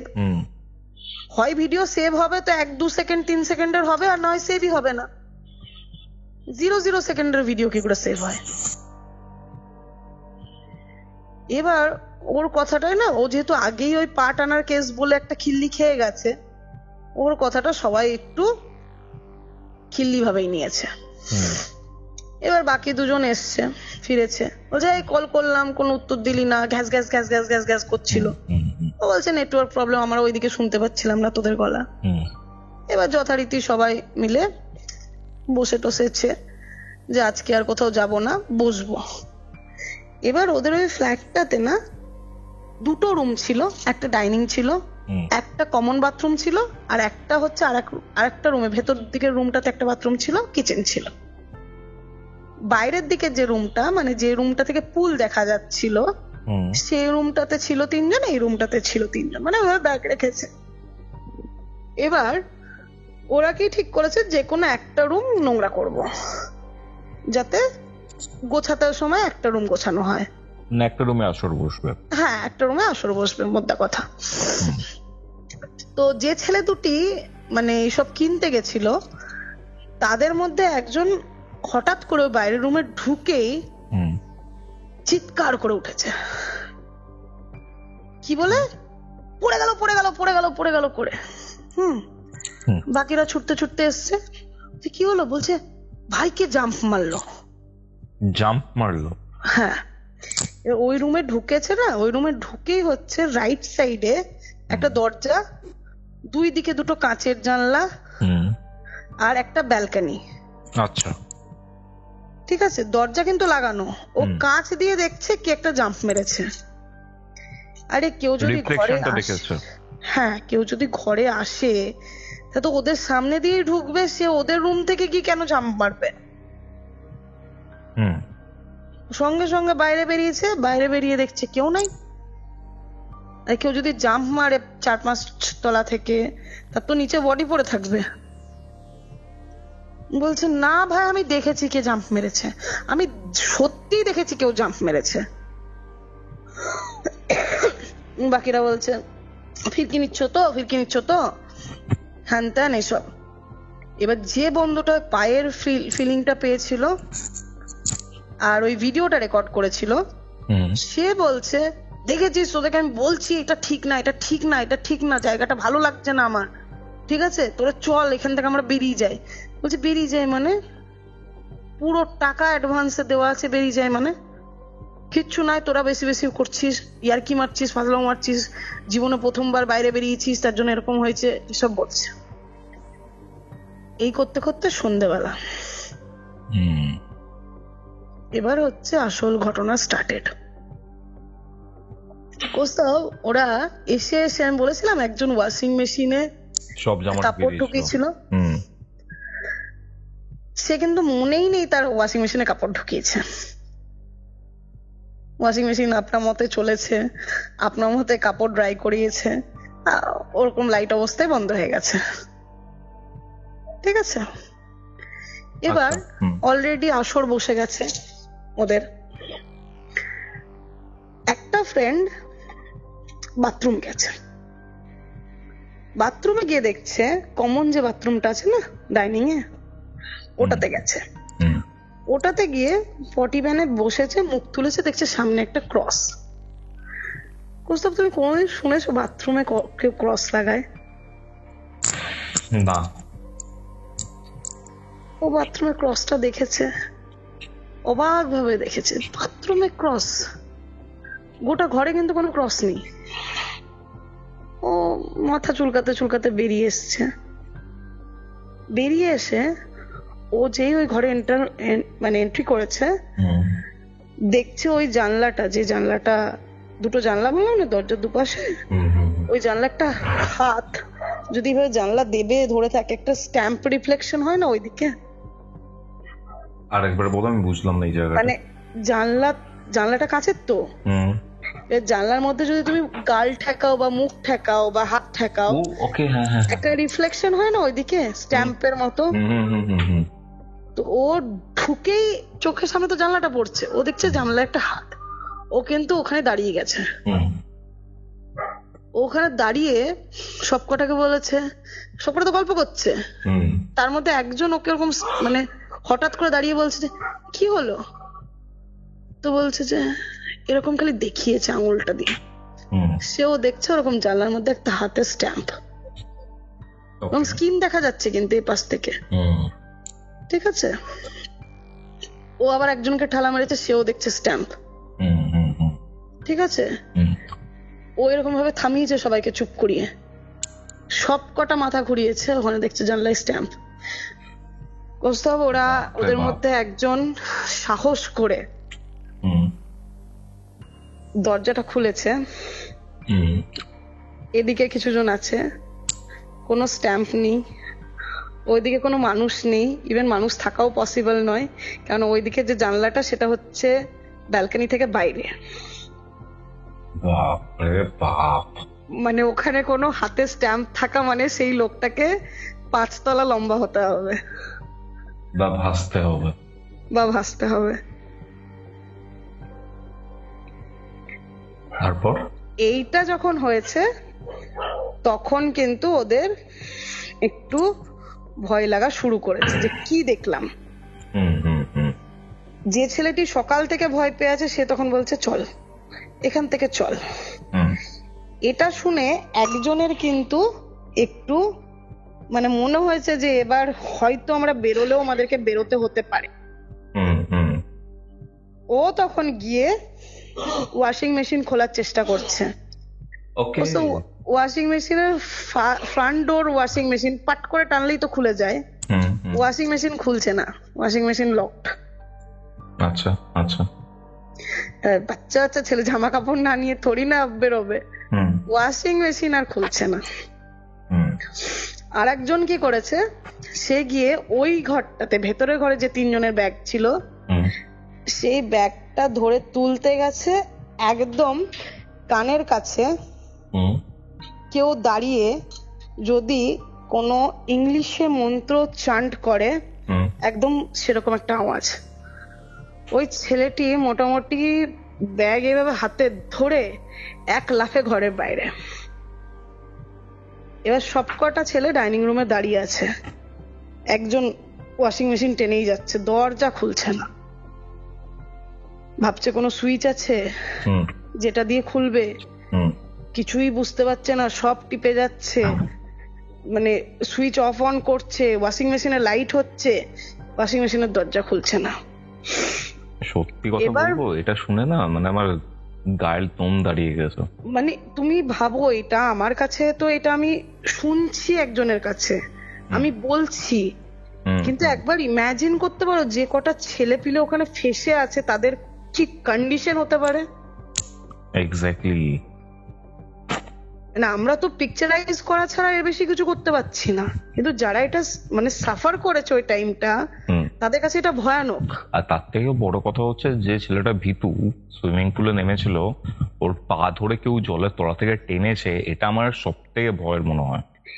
এই যখন সিচুয়েশনটা হচ্ছে না ডাইনিং রুমে, তখন আরেকজন বলছে আমি সকাল থেকে বলিনি, আমারও পা টেনেছে,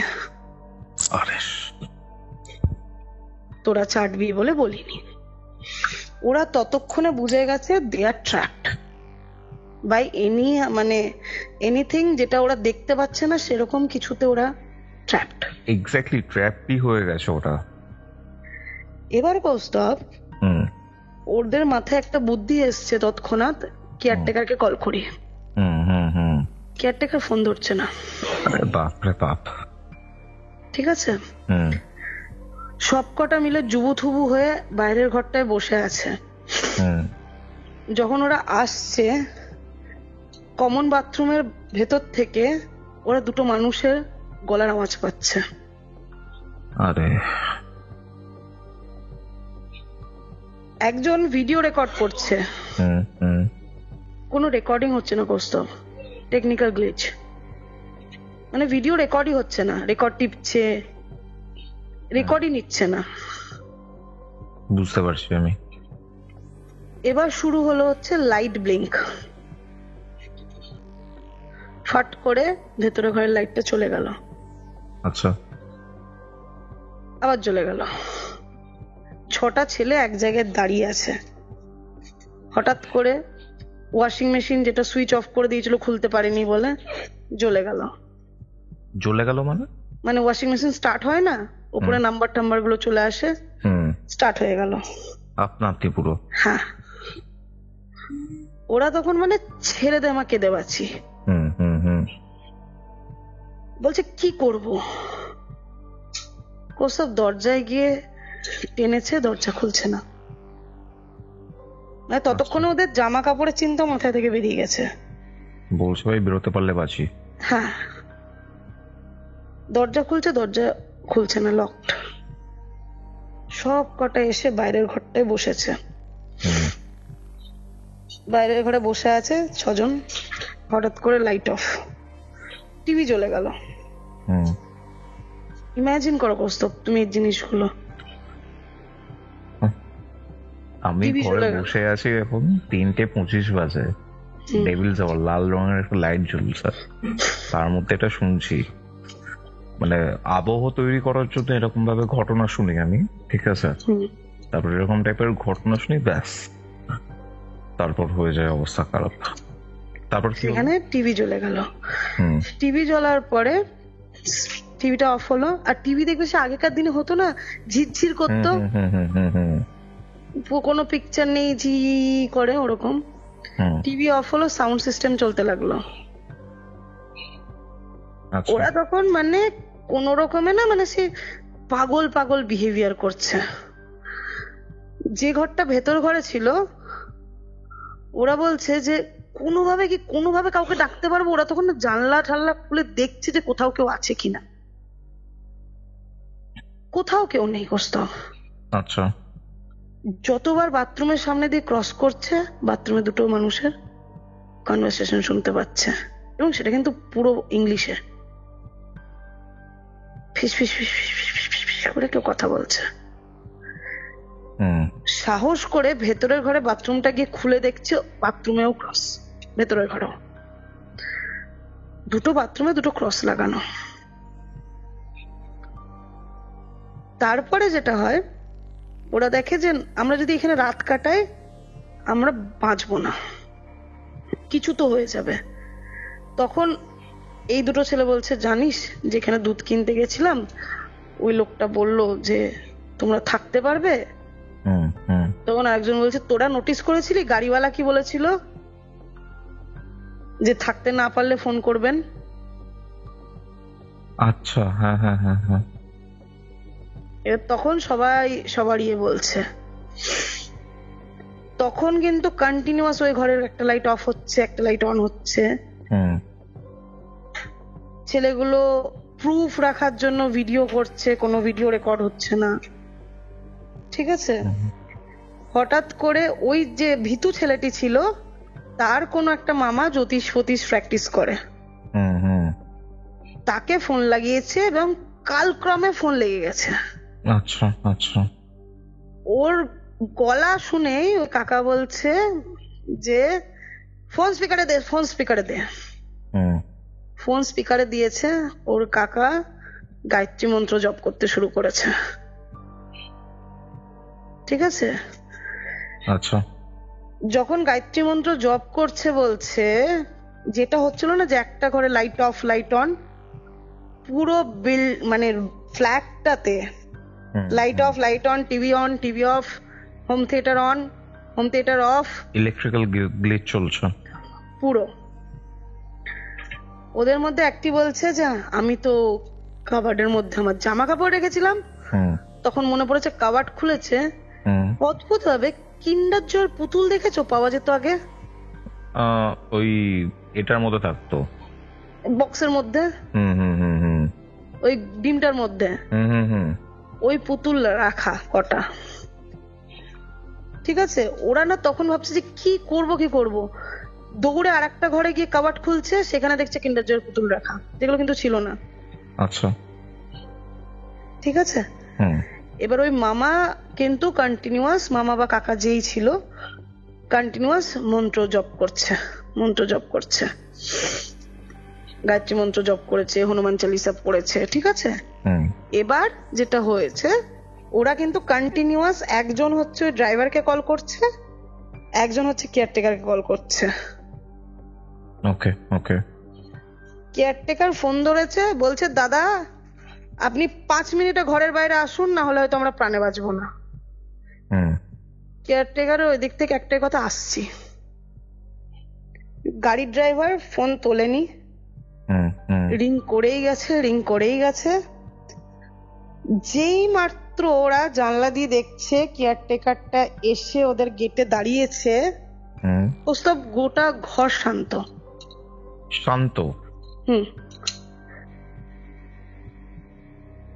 সঙ্গে সঙ্গে একটা ছেলে গিয়ে আগে ওয়াশিং মেশিনের দরজায় হাত টুই করে খুলে গেল। আচ্ছা। ওরা কাপড়ের বগলে ধাবা করেছে, সরি, দরজাটা খুলেছে, দরজা খুলে গেল। যে দরজা এতক্ষণ ধরে টানাটানি করে খুলতে পারেনি। আচ্ছা। সিঁড়ি দিয়ে নামা শুরু করবে, দরজা থেকে বেরিয়েছে একদম অপোজিটের যে ডোরটা, মানে যে ফ্ল্যাটটা, ওখানে ক্রাইম সিনের পুলিশের ক্রস লাগানো। ক্রাইম সিনের বুঝলাম না। পুলিশে ক্রস লাগায় ক্রাইম সিন হলে, মার্ডার ফার্ডার হলে, জায়গাটা ঘেরার জন্য। ওকে ওকে।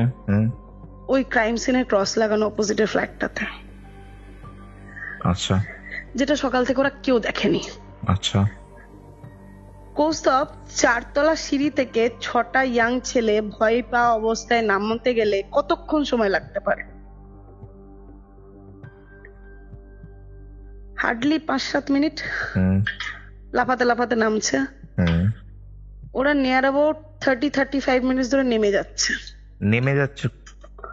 কতলা? 5 তলা তো বিল্ডিং হবে। 4-5 তলা। 35 মিনিট ধরে নেমে যাচ্ছে। হ্যাঁ, ওরা নেমেই যাচ্ছে। আচ্ছা। যে ছেলেটি ভয় পেয়ে আছে ও খালি টাইম দেখছে। আর কেয়ারটেকার দরজা বাইরে দাঁড়িয়ে আছে, ঢোকেইনি না। এবার ওরা তো আর ওইখান থেকে সিঁড়িতে নেমে তো কেয়ারটেকারকে দেখতে পাচ্ছে না, আর ওদের আর মানে ফ্ল্যাটে গিয়ে ওই জানলা দিয়ে কেয়ারটেকারকে দেখার ইচ্ছে নেই। স্বাভাবিক, সেটাই। ঠিক আছে।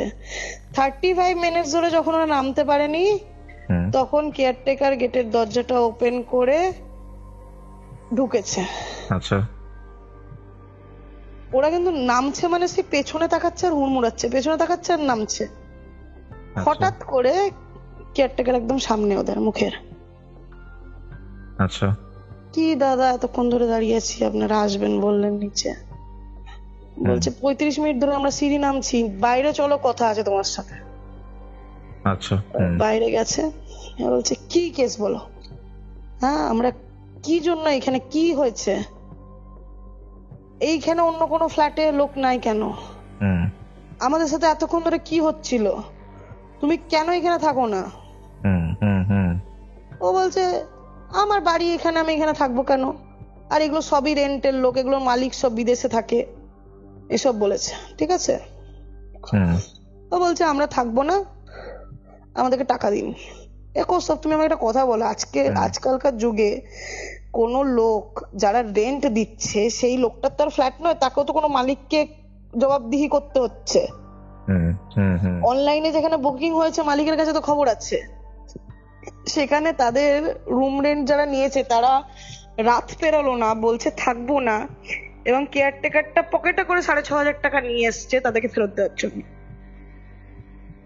মানে ওটা জানতোই এরকম কিছু করতে হতে পারে। হ্যাঁ। আচ্ছা। ওদের হাতে 6,500 টাকা ঠেকিয়েছে, আমাদেরকে থাকতে হবে না। বলছে সে থাকতে হবে না বাদ দিন, আমাদের সাথে কি হচ্ছিল তার উত্তর দিন। কোনো উত্তর নেই।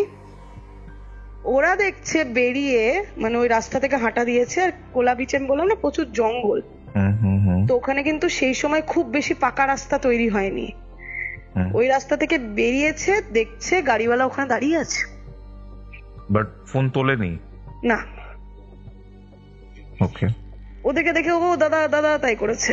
বলছে আপনি এখানে, আপনাকে কখন থেকে কল করছি। তখন গাড়িওয়ালা দেখছে ফোন সাইলেন্ট হয়ে গেছে, সাইলেন্টটাকেও ঠিক করতে পারেনি, মানে বয়স্ক লোক। ঠিক আছে, বলছে আমি জানতাম আপনারা রাত পেরোতে পারবেন না, আমি তাই দাঁড়িয়ে আছি।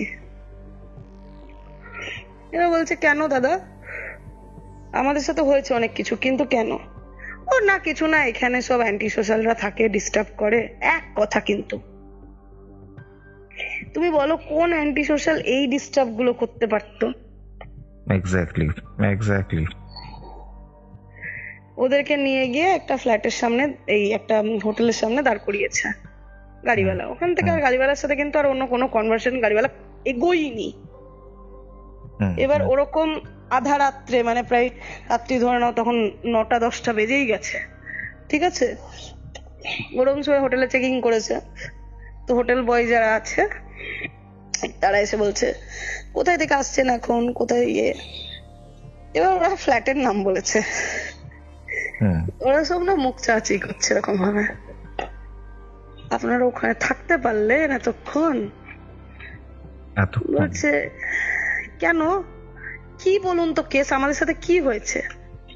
না কিছু না, জায়গাটা তো ফাঁকা, ভালো না, লোকাল লোক কিন্তু কেউ কোনো মুখ খুলছে না, ঠিক আছে। আচ্ছা। তারপরে ওরা রুম নিয়েছে, রুমে গেছে, ওদের মতো মনে হয়েছে আব তো বাজ গেয়া, যাই ছিল বেঁচে তো এলাম। ওরা ব্যাগ খুলছে যখন চেঞ্জ করার জন্য, ওদের ব্যাগের ভেতরে কিন্ডার জয়ের পুতুলগুলো। আরে কাকা, এবার ইমাজিন করো দোস্ত, এবার সঙ্গে সঙ্গে পুতুল দেখে, আর তখনই না একটা ওই হোটেল বয় ঢুকেছে, ঠিক আছে, ওই পুতুল দেখে বলছে দাদা এগুলো জ্বালিয়ে দিন বাইরে বেরিয়ে। আচ্ছা। বাচ্চা করে ছেলে ছিল, ঠিক আছে, জ্বালিয়ে দিন এগুলো বাইরে বেরিয়ে। বলছে কেন দাদা, কি হয়েছে বলুন, আমরা জানতে চাই আমাদের সাথে কি হচ্ছিল। বললো দাদা আপনারা যে ওখান থেকে বেঁচে ফিরে এসছেন, এটাই আপনি ভগবানকে কোটি প্রণাম করুন। আপনাদের মধ্যে কাউরির এমন কোনো মানে সুফল আছে যে আপনারা ওখান থেকে বেঁচে ফিরে এসছেন। ওই ফ্ল্যাট যারা যারা কিনেছে মালিক, কেউ বেঁচে নাই। ওই ফ্ল্যাট না, 3-4টা ফ্ল্যাট বিক্রি হয়েছিল, সব মৃত।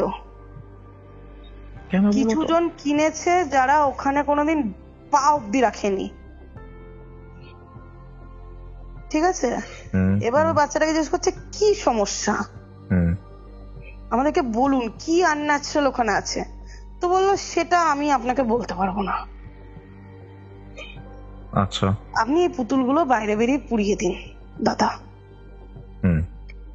এবার ওরা বাইরে বেরিয়ে পুতুলগুলোকে পুড়িয়েছে, সবকটাকে, মদ তো ছিলই সাথে, মদ ঠেলে পুতুল পুড়িয়ে দিয়েছে। এবার শুরু হলো ওদের, এটা কিন্তু ওদের গোয়াতে হচ্ছে ফার্স্ট ডে কোস্তা। ভালো এক্সপেরিয়েন্স হচ্ছে খুব ফার্স্ট ডেতে। ওই রাত থেকে যে ছেলেটা প্রথম পার্ট এনেছিল, মনে আছে বললাম পার্ট এনেছে, হ্যাঁ পুলে ভয় পেয়েছিল, ওর পায়ে পুরো না এরকম হাতের স্ট্যাম্প, কালশিটের দাগ, কালশিটে নয় ঠিক, মানে খুব জোরে চড় মারলে দেখবে একটা লাল রঙের দাগ হয় না, কালশিটে তো কালো হয়ে যায়, কিন্তু লাল যে স্পটটা হয় ওরকম স্পট আঙুলের আর বুড়ো আঙুলের ঠিক পা দিয়ে যদি কেউ ধরে, হাত দিয়ে যেমন পা ধরে ওরকম, ঠিক আছে। আর তার তেমনি জ্বর। ওরা টিকিট তো 10 দিনের পরের কাটা ছিল, ওই টিকিট বাদ দাও, পরের দিন সকালবেলা সব কটা ওই মানে এসি ফেসি স্লিপার ফিপার তো পাইনি, ওই যে জেনারেল টিকিট হয় না চেয়ার কারে বসে আসার, ওই টিকিটে করে রিটার্ন গোয়া থেকে। ওরা রিটার্ন বহরমপুর, কারণ ওই ছেলেটাকে রাখা যাচ্ছিল না, ও মানে যেরম জ্বর আর শক্ত হয়ে যাচ্ছিল, হঠাৎ করে শক্ত হয়ে যাচ্ছিল।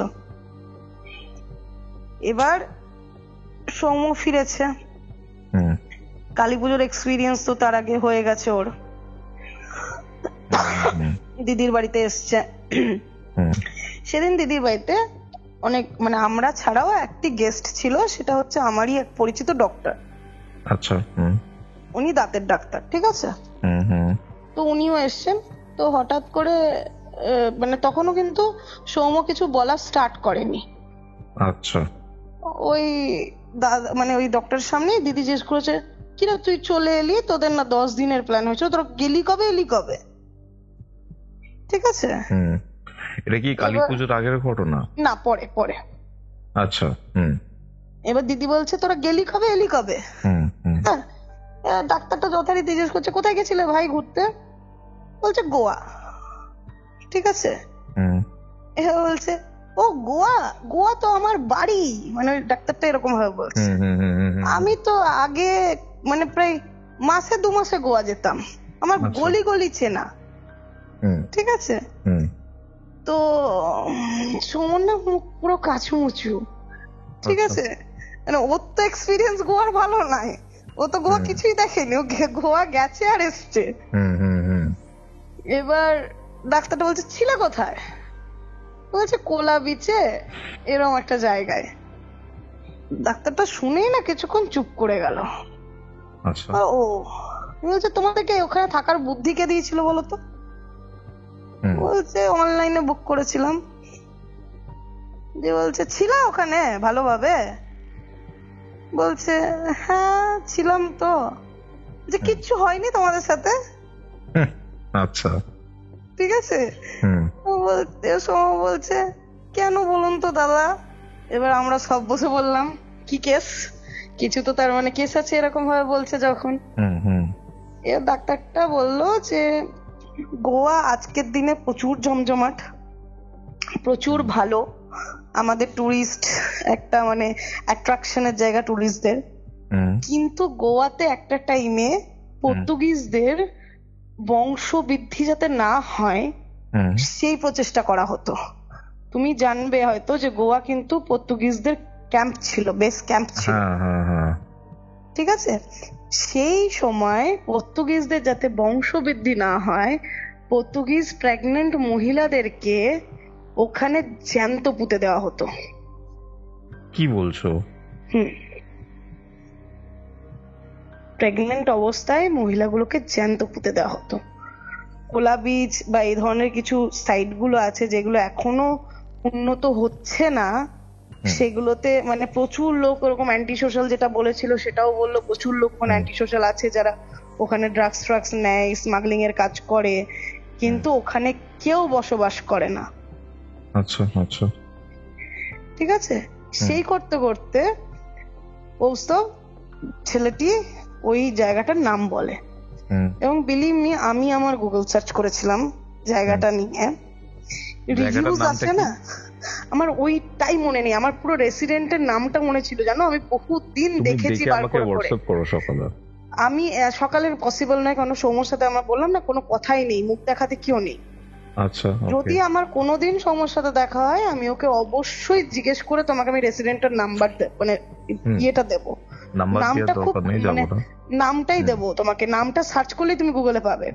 ওকে ওকে ওকে। যেই আমি গুগলে সার্চ করেছি হোটেলটার নাম আসে তো বুকিং এর জন্য, এবার তুমি দেখবে ওটাতে ঢুকলে রিভিউজ পড়ে না যে কেমন কেমন কি হয়েছে, ওখানে অন্তত আমি কতগুলো 87 থেকে 90টা কমেন্ট দেখেছিলাম, যার মধ্যে 70টা কমেন্ট হচ্ছে it's a haunted hotel, it's a haunted resident, don't go, we are trapped, এই। আর কিছু কমেন্ট পুরো দেখে বোঝা যাচ্ছে যে করানো, ডোন্ট বিলিভ ইন রিউমার্স, আমরা গেছিলাম, এক্সিলেন্ট ফুড, এক্সিলেন্ট সার্ভিস, এইসব। আচ্ছা ঠিক আছে। দিয়ে ওই ডাক্তারটিও বললো যে এখনো গোয়াতে এমন কিছু জায়গা আছে যে জায়গাগুলো ওদের লোকালসরা খুব বেশি অ্যাক্সেস করে না। তো এই দুটো ঘটনা আমি আজকে তোমাকে শেয়ার করলাম, দুটোই ইন্টারটুয়াইন্ড। হ্যাঁ, এবার আমি তোমাকে একটা খুব ইম্পর্টেন্ট জিনিস নিয়ে কথা বলবো। হ্যাঁ, কি ইম্পর্টেন্ট কথা? হ্যাঁ, সেটা হচ্ছে যে তুমি দেখবে আমার যেহেতু অলরেডি 3টে পডকাস্ট হয়ে গেছে, এবং আমার মতনই কিছু মানুষ যারা কিছু প্যারানর্মাল জিনিস মানে সম্মুখীন হয়েছে, তাদের হয়ে না কিছু মানুষ খুব কমেন্ট করে একটা জিনিস যে সব ভূত কি তারাই দেখতে পায়, এনারাই দেখতে পায়। আমি আমার অনেক কমেন্টে দেখেছি যে আপনাকে কি সব ভূত দেখা দেয়, মানে মাল্টিপল হন্টিংস এর কথা বলছো? হ্যাঁ, যে সব কি আপনার সাথেই হয়, অন্যদের সাথে কেন হয় না? ঠিক আছে, এবার আমি এই ব্যাপারে কিছু একটা খুব শাস্ত্রের কথা বলছি। সেটা হচ্ছে, তুমি হয়তো জানবে আমাদের মানে সনাতন ধর্মে মানে আমাদের হিন্দু শাস্ত্রে আমাদের 3 ধরনের গণ হয়। একটা হচ্ছে দেবগণ, একটা মনুষ্যগণ, আর একটা হচ্ছে রাক্ষসগণ। ঠিক আছে, দেবগণের লোকেদের নিয়ে একটা কথা আছে, সেটা হচ্ছে দেবগণের লোকেরা না স্পিরিট ঘোস্ট দেখতে পায়, না পজেসড হয়। আচ্ছা আচ্ছা। মনুষ্যগণ যাদের হয় তারা স্পিরিট ঘোস্ট দেখতেও পায় এবং পজেসডও হয়। রাক্ষসগণ যাদের, তারা স্পিরিট ঘোস্ট দেখতে পায় কিন্তু তারা পজেসড হয় না। আচ্ছা আচ্ছা। কৌস্তব, আমি রাক্ষসগণ। এবার যদি তাহলে বলো, তাহলে এখন অনেকে কোশ্চেন করবে যে সমস্ত মনুষ্যগণ সমস্ত রাক্ষসগণই কি দেখতে পায়? আমিও তো মনুষ্যগণ, আমিও তো রাক্ষসগণ, আমি দেখতে পাই না কেন? আমাদের প্রত্যেকটা শরীরে, প্রত্যেক মানুষের শরীরে এনার্জি থাকে, উইল পাওয়ার থাকে, চক্রাস থাকে বেসিক্যালি। হ্যাঁ, তো উইল পাওয়ার কাউরি স্ট্রং হয়, উইল পাওয়ার কাউরির ডাউন থাকে, লো হয়। যাদের উইল পাওয়ার যত বেশি তারা কখনো এরকম কোনো জিনিসের সম্মুখীন হয় না এবং না তাদের সাথে কেউ কানেক্ট করতে পারে। কিন্তু যাদের উইল পাওয়ার খুব কম তাদের সাথে কিন্তু স্পিরিট বলো বা আমাদের আত্মা যেটা বলো বা কিছু, তারা কিন্তু সহজে কমিউনিকেট করতে পারে। আচ্ছা, এদেরকে মিডিয়ামশিপ বলে। ঠিক আছে, এবার মিডিয়ামশিপ যেটা তোমাকে আমি বলছি, তুমি দেখবে যারা ওই প্ল্যানচেট বগেরা করে, ঠিক আছে, ওই প্ল্যানচেটের যে মিডিয়াম হয় তারা কিন্তু মনুষ্যগণ হয়। এমনি করে র্যান্ডামলি যে কেউ মিডিয়াম কিন্তু হয় না। একটা মিডিয়াম হতে গেলে তার কিন্তু অনেক কিছু লাগে। ঠিক আছে, তো যারা র্যান্ডামলি বলো যে এরকম তোমাদের সাথেই কি সব ঘটনা হয় না, এখানে আমি আরেকটা জিনিস একটু অ্যাড করছি। মানে আমাকে অনেকেই বলে যে কৌস্তব আমার তো ভারী রাশি, আমার তো হালকা রাশি। ভারী রাশি হয়ে অনেকে বলেছে এরকম টাইপের প্যারানর্মাল এক্সপিরিয়েন্সের সম্মুখীন হয়েছে। হালকা রাশির অনেক বন্ধু বান্ধব রয়েছে আমার, তারা এরকম ফিল করেইনি কখনো। ঠিক আছে, ভারী রাশি হালকা রাশির যে কেসটা, এটা আদৌ ঠিক না। রাহু আর কেতুর পার্টিকুলার কিছু কম্বিনেশন থাকে আমাদের অ্যাস্ট্রোলজিক্যাল বার্থ চার্টে। তো সেই পার্টিকুলার কম্বিনেশনস গুলোর জন্য, ধরো রাহু কোনো পার্টিকুলার নক্ষত্রে রয়েছে, কেতু পার্টিকুলার নক্ষত্রে রয়েছে, তারা লগ্ন কুণ্ডলীর একটা পার্টিকুলার ঘরে বসে রয়েছে। তো অনেক পারমুটেশন কম্বিনেশন থেকে এরকম কিছু কম্বিনেশন তৈরি হয়। এই কম্বিনেশন যদি কারুর কোনো ব্যক্তির বার্থ চার্টে থাকে, তখন সে এরকম ধরনের প্যারানর্মাল জিনিসপত্রের সম্মুখীন হয়। এখানে আমাদের লগ্ন থেকে যে অষ্টম ঘরটা রয়েছে, যেটাকে মৃত্যুর ঘর বলে, সেই মৃত্যুর ঘরেও কিছু পার্টিকুলার গ্রহ বা নক্ষত্রের কম্বিনেশন থাকে। সেগুলো আমি ডিটেলসে এখানে যাচ্ছি না। সেই কারণেও কেউ পার্টিকুলারলি এই ভূতের দেখা, বারবার এইসবের সম্মুখীন হওয়া, ঠিক আছে, সেই সব হয়। আমি তোমাকে একটা ইন্টারেস্টিং ব্যাপার বলছি।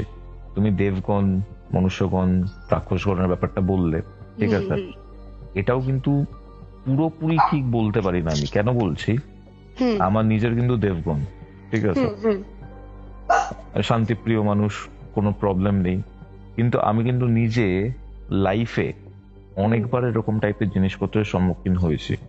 হ্যাঁ, হতে পারে আমি খুব বেশি ভয় পেয়েছি। আগরপাড়ার যে বাড়িটাতে গেছিলাম, ইভেন কিছু মাস আগে পারিজাতের সাথে রেকর্ডিং এর সময় কিছু প্রবলেমস হয়েছিল। আমার নিজের যে ভয়ঙ্কর যে ঘটনাগুলো রয়েছে, এবার সেইগুলো তো আমি নিজে ফিল করেছি। দেবগণ হলেও ফিল করা যায়, কিন্তু হয়তো পরিমাণটা কম। মানে সেই যেই তোমাকে ফিল করাচ্ছে সে তোমাকে ততটা এফেক্ট করতে পারবে না। এক্স্যাক্টলি, মানে ক্ষতি করতে পারে না। না না না। নয়তো তুমি ভাবো আমার মানে গণের কথাতেই যদি আমি বলি, আমার দেবগণ, কিন্তু আমি তো কাজকর্ম করি এইসব প্যারানর্মাল ডার্ক স্পিরিচুয়ালিটি নিয়ে, ঠিক আছে? তুমি একটা খুব নর্মাল জিনিস ভাবো, আমার বলা ঘটনার মধ্যে মুনাই ঝুনাইয়ের ঘটনাটাতে কত লোক এফেক্টেড হলো বলতো। এত এত ঘটনা, মানে যখনই কমেন্ট এসছে না যে পারমিতা দির বাড়িতে মনে হয় কোনো বাচ্চা আছে কাঁদছে, এই টাইমিং এ কোনো আওয়াজ শোনা যাচ্ছে, সব আমি পার্সোনালি আবার আমি যে কতবার নিজে শুনেছি তুমি কল্পনা করতে পারো না। বরকে বসেই শুনেছি, দেখো তুমি কোনো আওয়াজ পাচ্ছ কিনা, কোনো আওয়াজ নেই। তাহলে এই একই রেকর্ডিং আরো 50 জন শুনে কি করে আওয়াজ পাচ্ছে, কি করে এফেক্ট হচ্ছে? এক্স্যাক্টলি। এই তো আজকেও রেকর্ডিং করলাম, স্মুথ রেকর্ডিং হলো। একবার আমরা বাবা রেকর্ডিং করেছি, স্মুথ রেকর্ডিং হয়েছে। ওটাতে অনেক প্রবলেম হয়েছে বাবা, আমাদের রেকর্ডিং তো কাটতে লাগেনি না। মুনাই ঝুনের রেকর্ডিং বলো তো, অনেক প্রবলেম হয়েছিল। ওসব 11টার সময় রেকর্ডিং হওয়ার কথা ছিল, 12:30 সময় প্রথম বসলাম, 20 মিনিটের রেকর্ডিং নষ্ট হয়ে গেল, 7 মিনিটের রেকর্ডিং নষ্ট হয়ে গেল, তারপরে 1টা থেকে 4টে 3 ঘন্টা ভাবা যায়। আর মানে তুমি আজকেই ধরো না, ঠিক আছে, আজকে আমরা শুরু করলাম কটার সময়? 2:30 দিকে শুরু করলাম, 3টে ডেভিলস আওয়ার, কোনো প্রবলেম হলো না, কিছু হলো না। এখন বাজতে যায় প্রায় 4টে বাজতে 5, এখন 3:55 বাজে। এবার এইগুলোই কয়েকটা ঘটনা থাকে, সেইগুলোর যে এফেক্ট সেগুলো এতটা নেগেটিভ। মেটিয়াবুরুতে ইমন বলে একটি মেয়ে আছে, আমি তার সাথে রেকর্ডিং করতেই পারছি না। মানে আমাকে দেখাচ্ছে ও, মানে ওর সাথে রেকর্ডিংটা করেছি, করার পর রক্তবমি হয়েছে, তারপরের দিন ফটো পাঠাচ্ছে যে ওর নাক থেকে রক্ত পড়ছে ঝরঝর ঝরঝর করে, আমাকে ভিডিও পাঠিয়েছে ওই রেকর্ডিংটা করার পর। তার আগে 6 মাস মতো আমরা ট্রাই করেছি, করতে পারি। এগুলো অনেক কিছু ব্যাপার রয়েছে, এগুলো এতটা সিম্পল নয়, ঠিক আছে? না না না। আর অনেকেও মানে আমি বলি না এইসব নিয়ে কখনো, আমি কাউকে বিশ্বাসও করতে বলি না, অবিশ্বাসও করতে বলি না, বাট বলছি যে কাটায় না কৌস্তব সে জানে। দেখো আমার বর কিন্তু একদম একদম বিশ্বাস করে না। এই যে আমার ঘটনাটা মালদাতে যেটা হয়েছে, তারপরেও এখনো মনকে সাহস দেয়, বিশ্বাস করে না। ওর সাথেও কিন্তু একটা ছোট ঘটনা হয়েছে, যেটাও অস্বীকার করে যে না আমার বন্ধু হয়তো মিথ্যে কথা বলেছে। সেটা একটু ছোট্ট করে বলে নি। ওর একটা ফ্রেন্ড ছিল মানে কলেজ লাইফে, তাকেও একদিন ভিডিও কল করেছে ছেলেটি, আরো গল্প করছে সকালবেলা 9টার সময়, ঠিক আছে? হঠাৎ করে আমার বর চুপ। আচ্ছা। ও বলছে কিরে ভাই চুপ করে গেলি? বলছে তুই যে বললি তুই ঘরে একা আছিস, তো পেছনে ওটা কে? আমার বর ওর পেছনে একটা লোককে দেখতে পাচ্ছে, বসে আছে খাটের মধ্যে, ঠিক আছে, স্যুট বুট পরে একটা লোক। এবার ছেলেটা কিছুক্ষণ চুপ থেকে বলছে তুই সত্যি কাউকে দেখেছিস? বলছে হ্যাঁ, তোর পিছনেই তো বসে আছে লোকটা।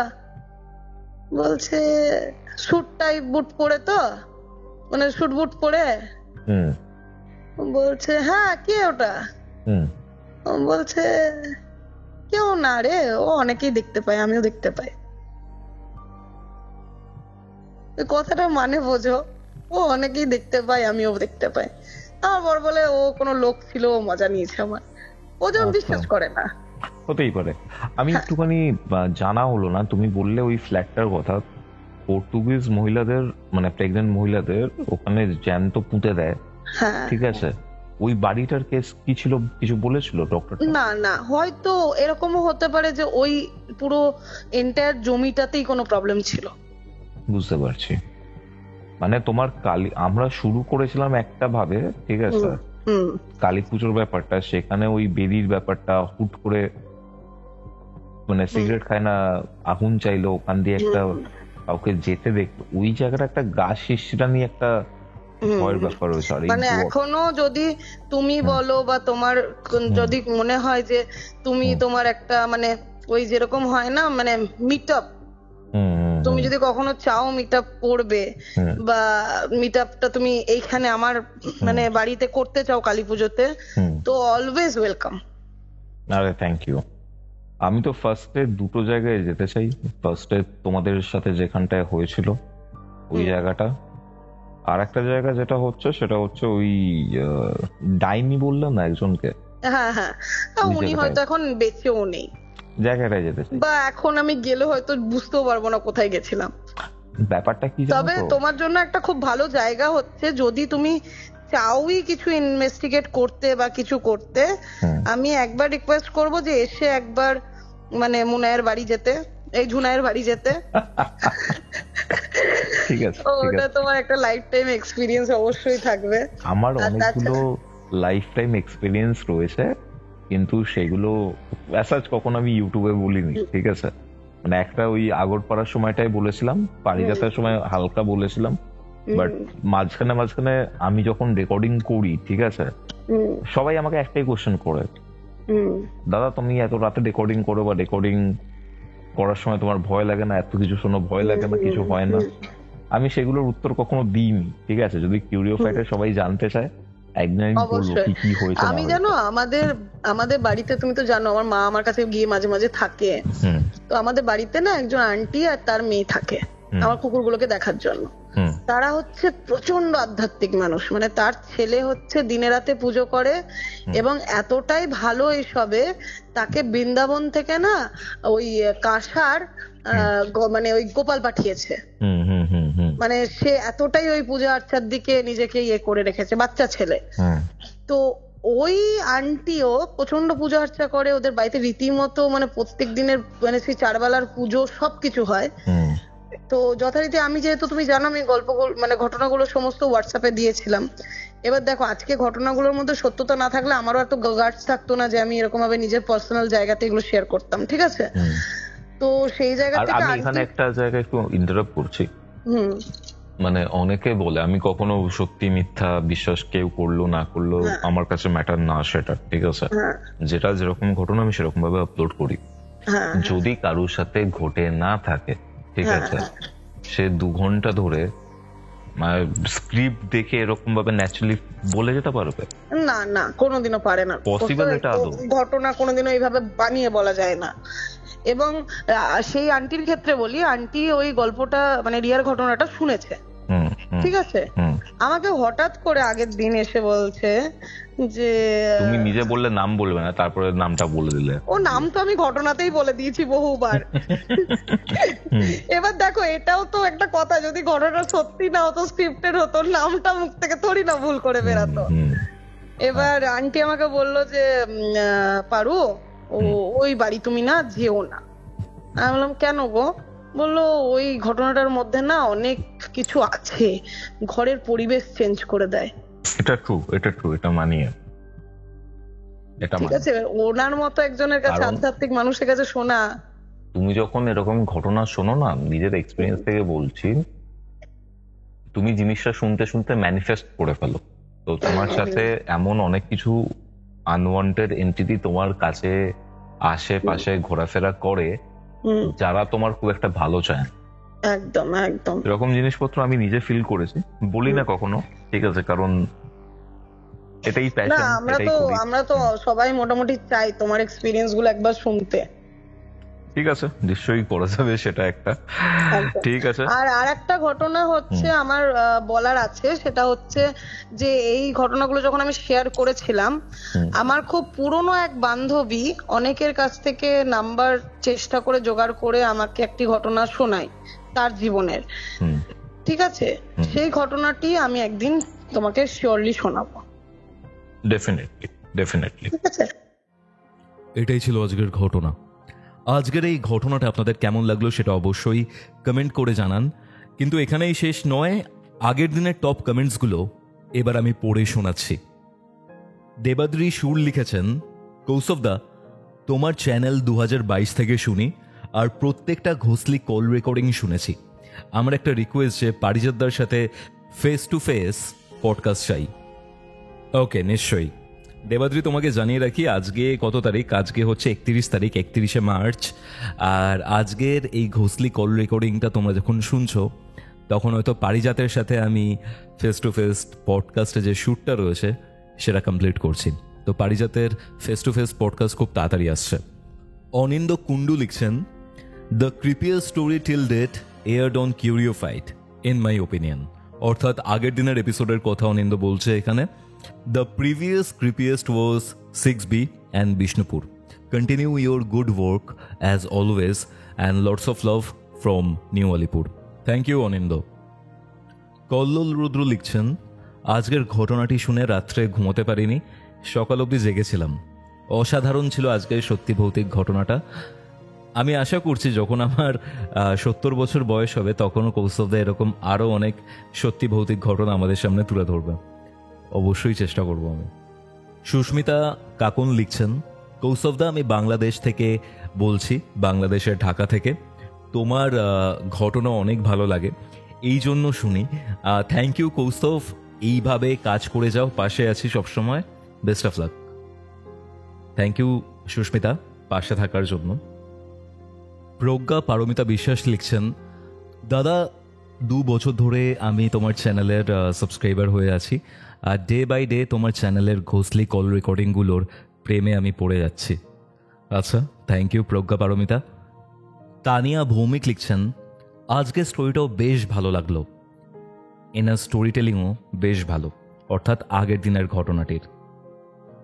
প্রারব্ধ দাস লিখছেন, একটা সময় ব্লাডি মেরির ট্রেন্ড উঠেছিল, তখন তোমার ভিডিওটা চোখে পড়ে, তারপর থেকেই সাবস্ক্রাইব করা। তারপর ধীরে ধীরে যখন তোমার কল রেকর্ডিং আসে তখন থেকে তোমার চ্যানেলের রেগুলার শ্রোতা আমি। বিশেষ করে কিছু গল্প জমিয়ে রাখি না শুনে। কলেজ থেকে রোজ ট্রেনে করে আসার সময় ট্রেনের গেটে দাঁড়িয়ে শুনি, আলাদাই experience. Thank you for all. Prarabdha, thank you. আর একটাই কথা বলবো, প্লিজ গেটের ধারে যখন দাঁড়াও সাবধানে দাঁড়িও। তাহলে চলুন, আজকের জন্য এতটাই। আজকের টপ কমেন্টসগুলো আমি পড়ে শোনাবো পরবর্তী যে এপিসোড রয়েছে কিউরিওফাইটের, বৃহস্পতিবার দিন দুপুর 3টের, সেইখানে। ততক্ষণ অবধি কিউরিওফাইটের এরকম আরও 2টি এপিসোড শুনতে আপনার মোবাইল স্ক্রিনে আসা ডান দিকের অথবা বাদিকের বক্সে ক্লিক করুন।